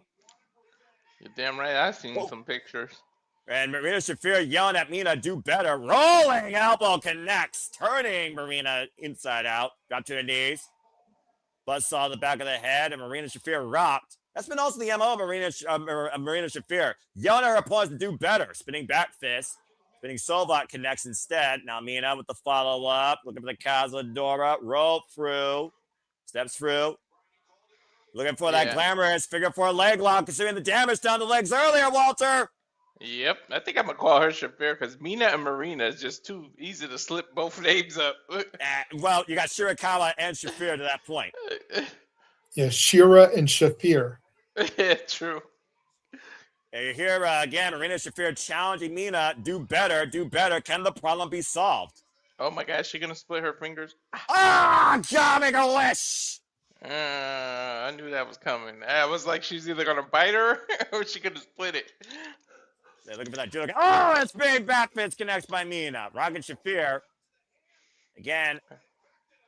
You figure about that spinning back fist now at the fed. Oh! Mother's milk. There's milk, middle of the ring. Mina Shirakawa might be going to sleep. She's not laying down though. She don't got all of it. Yeah, but literally the arms drooping here. Referee in per position. Dude, it's over. Got tough call. That's it. Good night, Mina. You know why she calls that mother's milk? Just like that. Because it's right on her titty? Yep. She's also a mother, you freaking simpleton. But that being said, it is all over just like that. The trap, the clutch, the incapacitation. Marina Shafir wins. Problem remains unsolved in the Death Riders. In singles action. Again, that submission move, that clutch, so dangerous. That smothering. Wait a minute. I don't think Marina Shafir is done yet. Well, Tony said she won't come out during the match. She didn't say shit about after. Yeah, but you know the Death Riders are never done even after the bell rings. Yeah, but I don't even think the rest of the Death Riders are interfering in a women's match. I mean, do the other Riders need to interfere in a Marina Shafir match? The answer is no. And right now, Mina Shirakawa is out on her feet being ragdolled by Marina Shafir, trapped in the Death Riders' clutches. Dude, and that's more right on her muscle. Look, yeah, literally on her neck, on her head, squeezing the life out. Wait a minute! And to your point, Walter, the match is over. It is time for the timeless wonder to arrive and save her forever lover. Again, oh wow, what the fuck? Damn, one swift kick to the face. And front Tony kicked her in the Storm face. falls on top of Mina Shirakawa, the timeless love bomb stacked on top of each other. Dude, that's usually a body shot, that kind of kick. She hit her in the face. That's what knocked her out. That was a lethal KO. Just dropped her with one shot. Wow. Well, Merry Christmas, Marina Shafir, and a fuck you to everybody else, and a Happy New Year. Damn. It goes back to what we said, Walter, earlier about how dangerous Marina Shafir really has become. What JJ said earlier about Jon Moxley making her better. Exuding this hatred of the audience and loving every second of it. It's not far-fetched to think that she's the one that's going to beat Mercedes for the TBS title after she starts. I don't think it's too far-fetched to say Marina Shafir could be a women's champion next year somehow in AEW. Yeah, I'd rather her win the TBS one first and then elevate even more after. Well, as we got a moment to breathe here, and someone could check on Mina Shirakawa and Thomas Toy Storm's pulse. JJ, what you got to say to that? I got to say, look, they're acknowledging celebrities in the crowd. Thought it was only the other company that did that glazing. All right, apples to oranges. Let's focus on what's more important here, the women's division. No, it's apples to apples, damn it. It's the same freaking thing. Who is that? I don't even know who that was.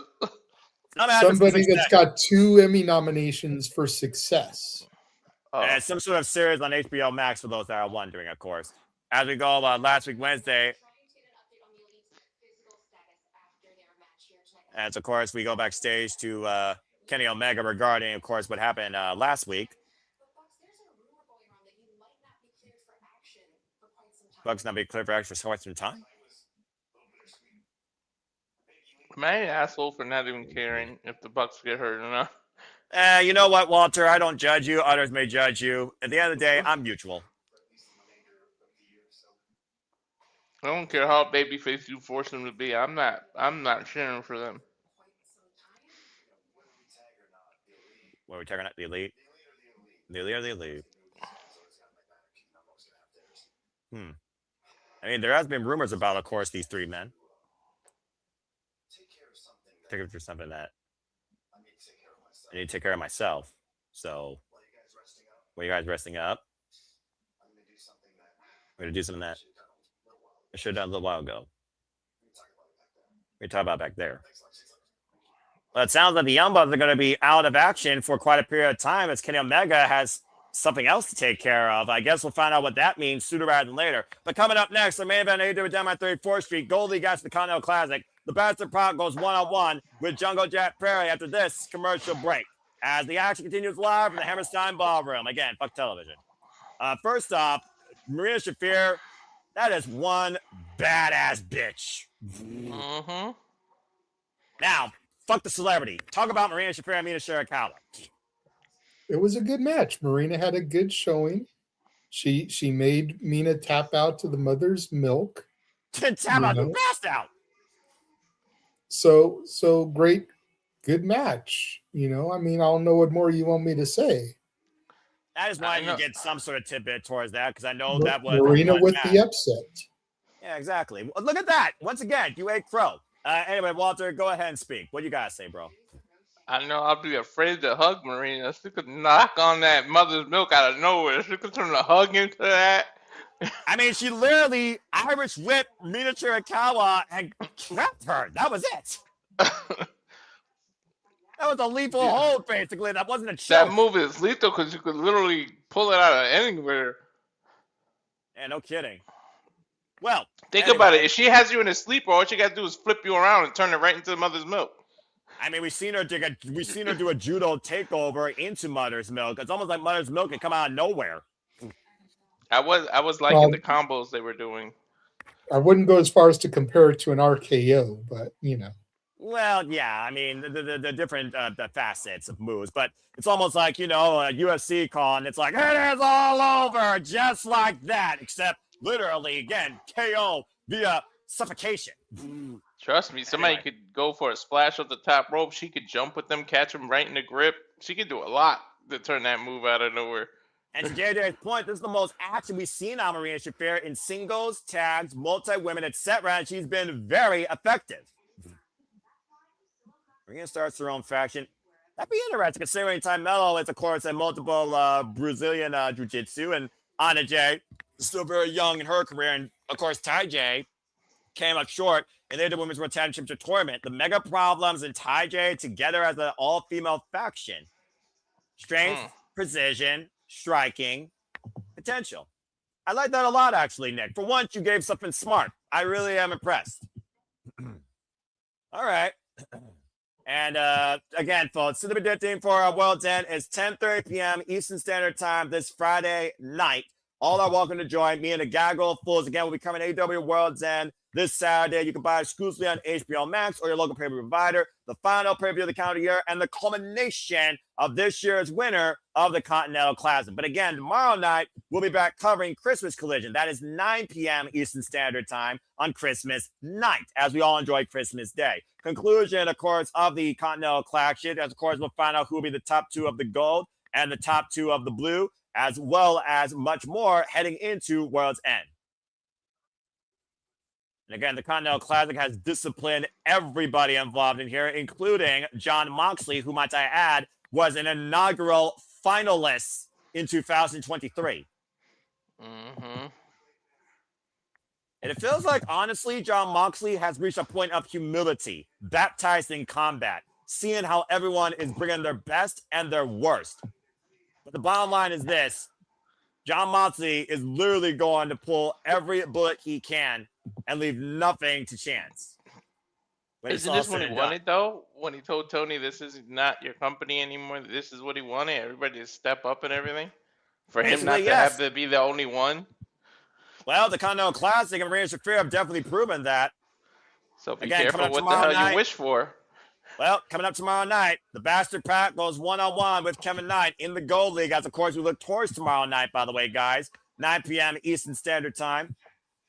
And, of course, Kevin Knight has been absolutely a wild card upset. And Speedo might be the other half of JSP takes on Raymond Katsuchika Okada. White Jungle Jack Perry takes on the Pro Star Kyle Fletcher, to JJ's point, on a 0-2 record. While Konosuke Takeshita, who leads the Blue League, takes on Máscara Dorada, a man who already beat Claudio Castagnoli. And, of course, Claudio Castagnoli will culminate his Blue League run against Roderick Strong. If Roderick Strong beats Claudio and Konosuke beats Máscara, Konosuke is a lock. As Orange Cassidy goes one-on-one with Jon Moxley in the Blue League. But also the Bears of Wrath will be in tag team action. JJ's other favorite aspect of the division against High-End and Maya World. As we look towards World's End, where the Bears of Wrath will defend the World Tag Team Women's World Tag Team Championships against Mercedes Moné and the Forever Ring of Honor Women's World Champion Athena. Can they coexist? Can Mercedes Moné rebound after 2 straight losses? As, of course, the Continental Classic concludes with the semifinals and the championship as well. Why you put that on the ether? Can you be positive for once? And Kris Statlander and Jamie Hayter will hit harder than ever before And we'll see who truly deserves to be the AEW World Champion. As the men's world champions on the line of fatal four-way action, Swerve Strickland and Samoa Joe, Hangman Page, and MJF. Who truly is better than all the others? But now it is time for our main event on Dynamite. As the Boston Pac takes on Jungle Jack Perry. Gold League action underway here. Again, Continental Classic continuation, Walter. You talked about before a dead heat. All men tied at 6, except for Jungle Jack Perry. If Jungle Jack Perry wins, it's a 6-way tie in the Gold League, heading into everyone's final match tomorrow night on Christmas Collision. That'll be so chaotic. I just want to see it. And again, folks, Continental Classic, 20-minute time limit. Walter, make sure you have your stopwatch out. 3 points for a draw, 1 point for, 3 points for a win, 1 point for a draw. Everyone's banned from ringside. If anyone gets involved, they are fired from AEW. And to what Walter was saying earlier and what John Moxley was echoing, his mission to be for AEW, the Continental Classic has truly shown the best out of AEW, bell to bell in the ring. And of course, every Death Rider for themselves. You can't interfere. You risk getting fired. That's what I love about it. Yeah, who knew that you actually could have pure wrestling? As we go over Nate Paquette. Damn, he didn't even give Renee the time of day. I thought she was about to interview him. You know damn well that he's not going to give anybody words. Laser focused.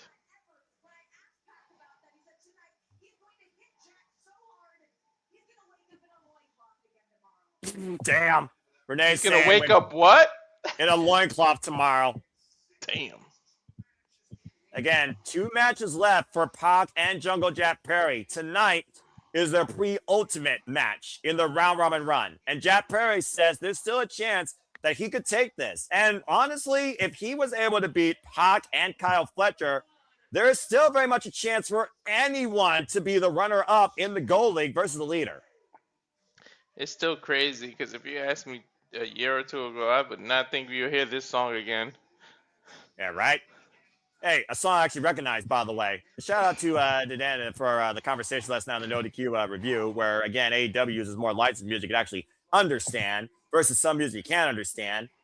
At least there is more personality I can actually relate to in AEW versus the other company, despite the fact they have an 8-digit portfolio and don't want to do anything with the music budget. But that's neither here nor there. That's not a debate. That's not a conversation. The state of music and wrestling is a previous conversation / shenanigans. Go check that out later. Again, Jack Perry. We'll see what happens when the contract expires for Death Rebel. They'll probably renew it because they're cheap asses. Again, Jack Perry, and very much not out of this tournament, folks. Is he hurt? He keeps shaking his leg. Oh, from last week. Well, you got to remember, last week, a number was done on that ankle in that match against people might barely, where Jack Perry earned his only 3 points so far. Still not fair that he had to take over somebody else's spot and couldn't get spotted a couple points. Hey, at least he had a chance. They could have just treated us like the G1 and gave everybody 3 points just because. Jack Perry is capitalizing on a given opportunity, even if he is a down runner. At the end of the day, you take what you are given. Again, everyone banned from ringside. Continental tie up here. Again, 20-minute time limit, folks. We will stay with the entire duration of this match. He ain't going to give him a clean break. About to say, you really expect anything clean from somebody called the Bastard? Oh, he did it? Bouncing dirty Bastard. Damn, he shut me up.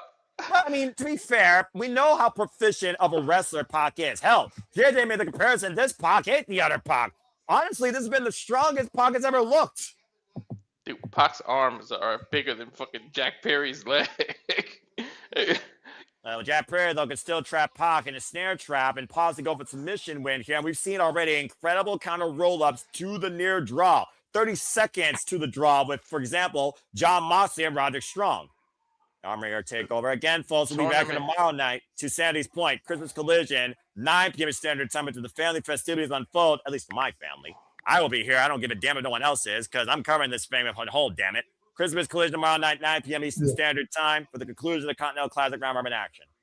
I was going to say to Sandy's thing there, it's not a matter of working on Christmas Day. Okay. Noah really wanted to do the C2 tournament all the way through. That meant working on Thanksgiving and Christmas. Mm-hmm. That was all his choice. And for Noah, this isn't work. This is fun. Damn Mm-hmm. fucking right. Again, the semifinals and of course the finals will take place. And I mean, at if we're World's being End. real, come 9:00 p.m. to the. Yeah. Okay. Go ahead. Sorry. Why are you muted?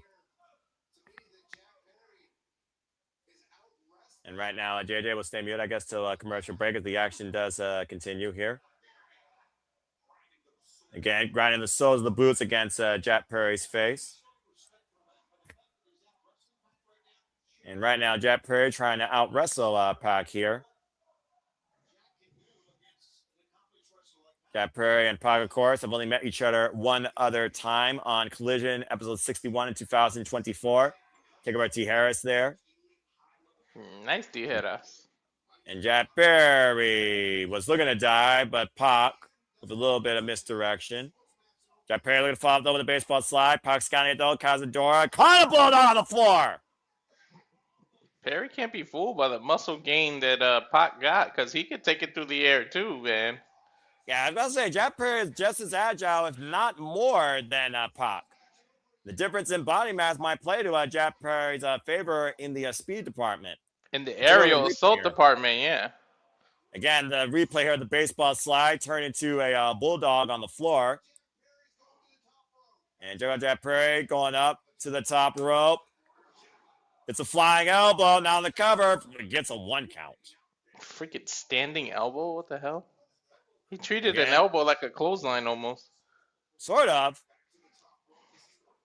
Look at Pac. Look at Pac. Frustrating him. Yeah, exactly. And Jack Perry trying something different here. Again, first time ever one of my matchup with these two. Snap suplex on the floor, and immediately you see Jack Perry favoring his left ankle. And again, folks, JJ's point, Christmas night, not Christmas Day. Again, you wonder that injury has been re-exaggerated. 3 points in the goal league here in the Continental Classic. Pop looking to ascend the field. Jack Perry looking to make it a 6-way tie. What happens? Rest one quiet, picture, fuck television. And now JJ can actually speak, as again, the action was going on. So apologies, brother. Go ahead. I did see your comment, by the way, as you were also, of course, talking to Sandy. So please, speak your mind. That's what happens when I freaking call wrestling, folks. That was the point I was trying to make. Yep. Because who's doing something 9 o'clock at night most days? I'm just saying, if you're not working. Go. 9 o'clock my time, we might go to the movies. I don't know. Well, they're trying to make me go see Avatar. I'm not the the biggest blue one? Avatar person. Yeah. The blue one? Oh, Yeah. okay. Again, I don't watch movies. I don't care about movies. I know I'm a few. JJ, don't cuss me out, but I've never seen either one of the other two. Go ahead, JJ. Speak your mind while you got the chance, because we're on a commercial break. Either one of the other two, what? Avatars. I ain't seen them either. Oh, okay. Okay, I'm not in the lonely here. No, I've never seen any of them either. Really? Yep. Oh, wow. You actually, both of you haven't seen the same type of movie that's actually a new... I'm into the other Avatar, like the anime style, the Nickelodeon Airbender, one. not the blue. Oh, is that the bald dude with the blue arrow pointing down like you are here? Yeah, that I'm into, not the blue alien species. I don't even know what that movie really is about. James Cameron. Yeah, I'm not into either Avatar. I just saw Wicked the other day, so. Wicked 1 or Wicked 2? Yes. Okay, there you go. That's all I need to know. Like I said, I may not watch movies, but I'm enough in tune with my friends and culture. I don't think the new one's a sequel. It's just like added or is it? It's it's a sequel. Yeah. It's 1 year after the events of the first movie. Exactly. Oh, okay. About to say, I mean, some of these movies actually follow a meta sequence, if y'all can believe it. And then other movies are like, let's just throw stuff in AI and CGI and see if it makes box office appeal. Even if it doesn't, we'll still take the fool's money. From what I understand, they basically took the book and they split it into 2 movies. That way they didn't ignore anything that happened. So, Well, you might as well split this gold block down the damn middle at this point, because if it becomes a 6-way tie, every match pretty much is going to determine your freaking semifinalists for freaking tomorrow night. As far as the Blue League goes, Konosuke Takeshita got 10 points. I think he's virtually a lock, guys. I don't think there's no way to upset that. I think he's through. Claudio's close. If he wins, he's got 7, right? Well, 2 people got 7. If they, Well, there's technically 2 sevens, speaking, right? no, Claudio only had 7, along with Konosuke Takeshita. Guys, we're back here. Missile drop kick for our main event again at AEW Dynamite 34th Street. And Pac right now with the cover, hook the far leg, back press, and bits a 2 count. Again, we'll talk more about the statistical analysis if we want afterwards, or we'll do it tomorrow night, guys. Because again, tomorrow night, that's it. Tomorrow night, we learn the top 4, the 4 men, the 2 blue, the 2 gold that are heading through the semifinals at World's End. And right now, tomorrow you're not allowed to say cut the fucking feed as soon as we're done, because we're going to have some stuff we're going to need to discuss about the C2 going forward and stuff. So, all right, fine, JJ. We'll go ahead. Super kick. All right, fine. I want to immediately cut the feed tomorrow night, but I'm still doing my shtick tonight. You can't stop me tonight. Anyway, Pac and Jack Perry trying not to stop before the clock lets up. Jack Perry trying to make this a ridiculous, remarkable, historic, first time ever 6-way tie, while Pac looks to take the lead in the block. Oh, Jack Perry, nice brainbuster. It's weird because Perry could be looking at himself if he hit the gym harder. Because look at him and Pac are like so similar. But like, if he would just hit the gym harder, he can get that same size. But I mean, at I one don't think point, it'll fit Perry.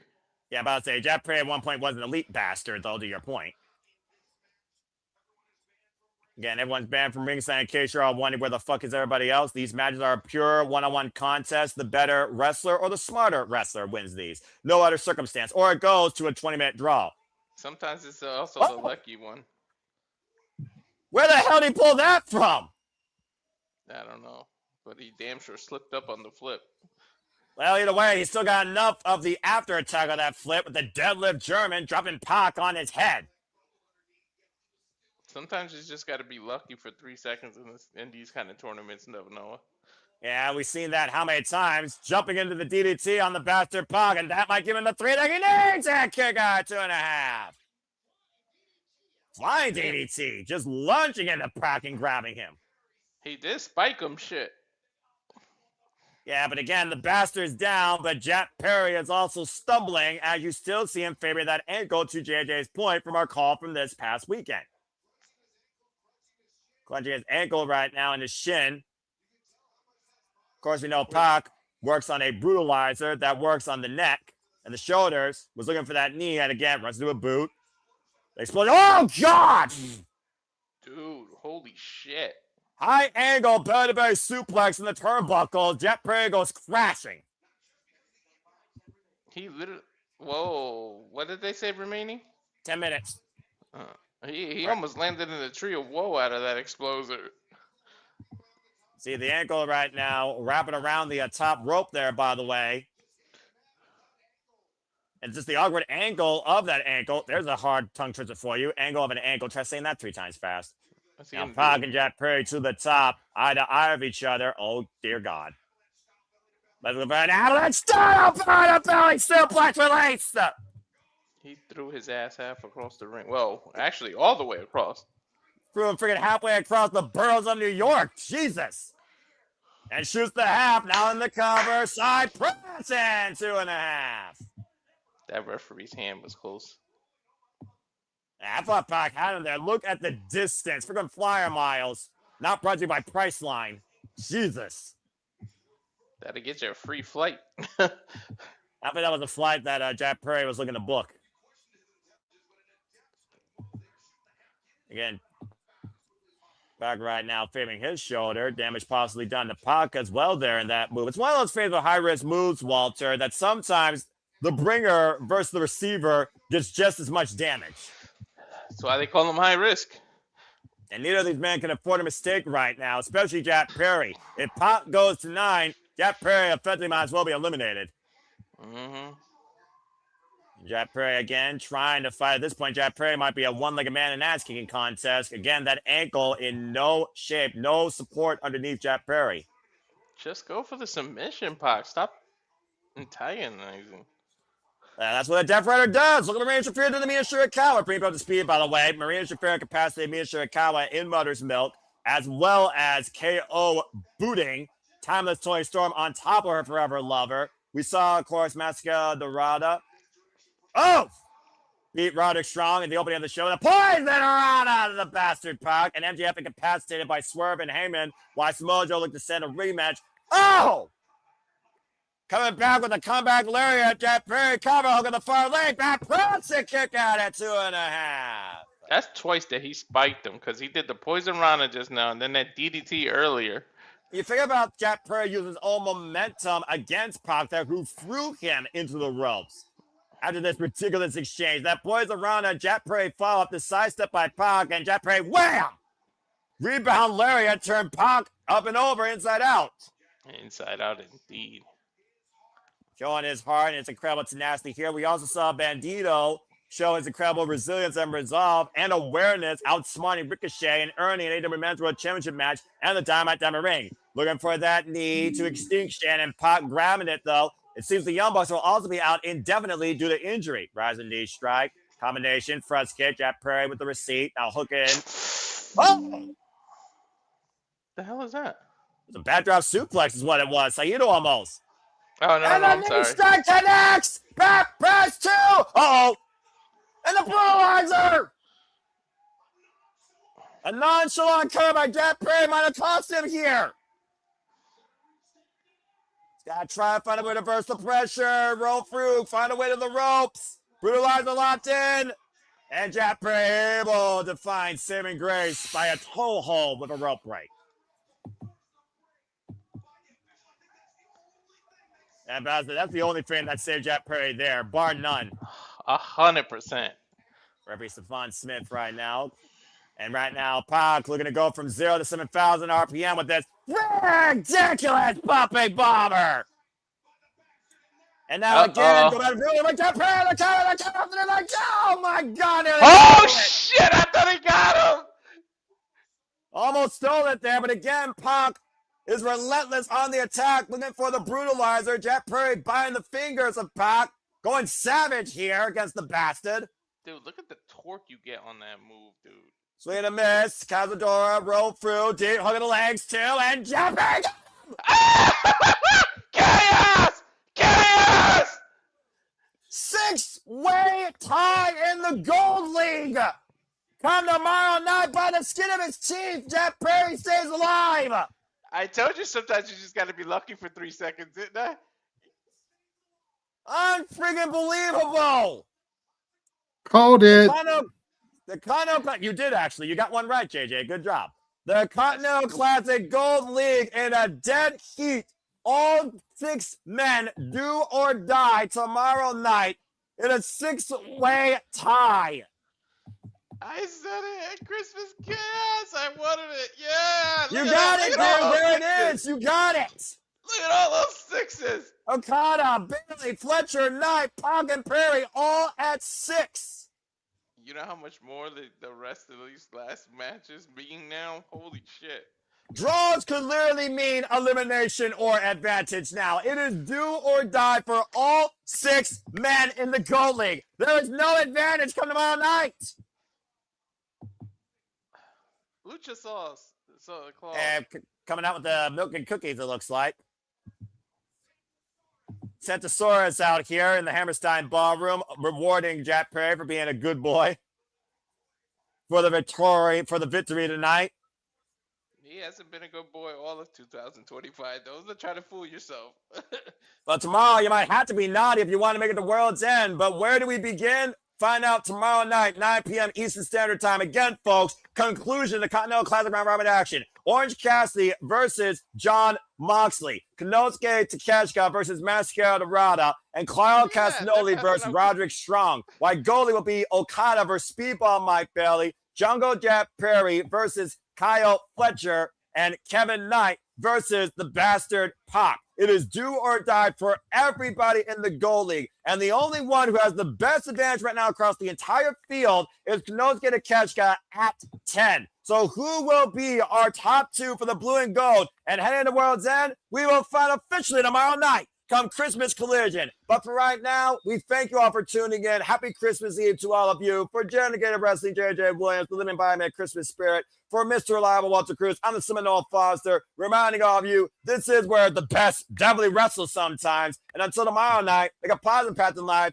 Merry Christmas to you all in advance. You don't join us, and have a good night. I don't care what you say about tonight, bro. Cut the fucking feed.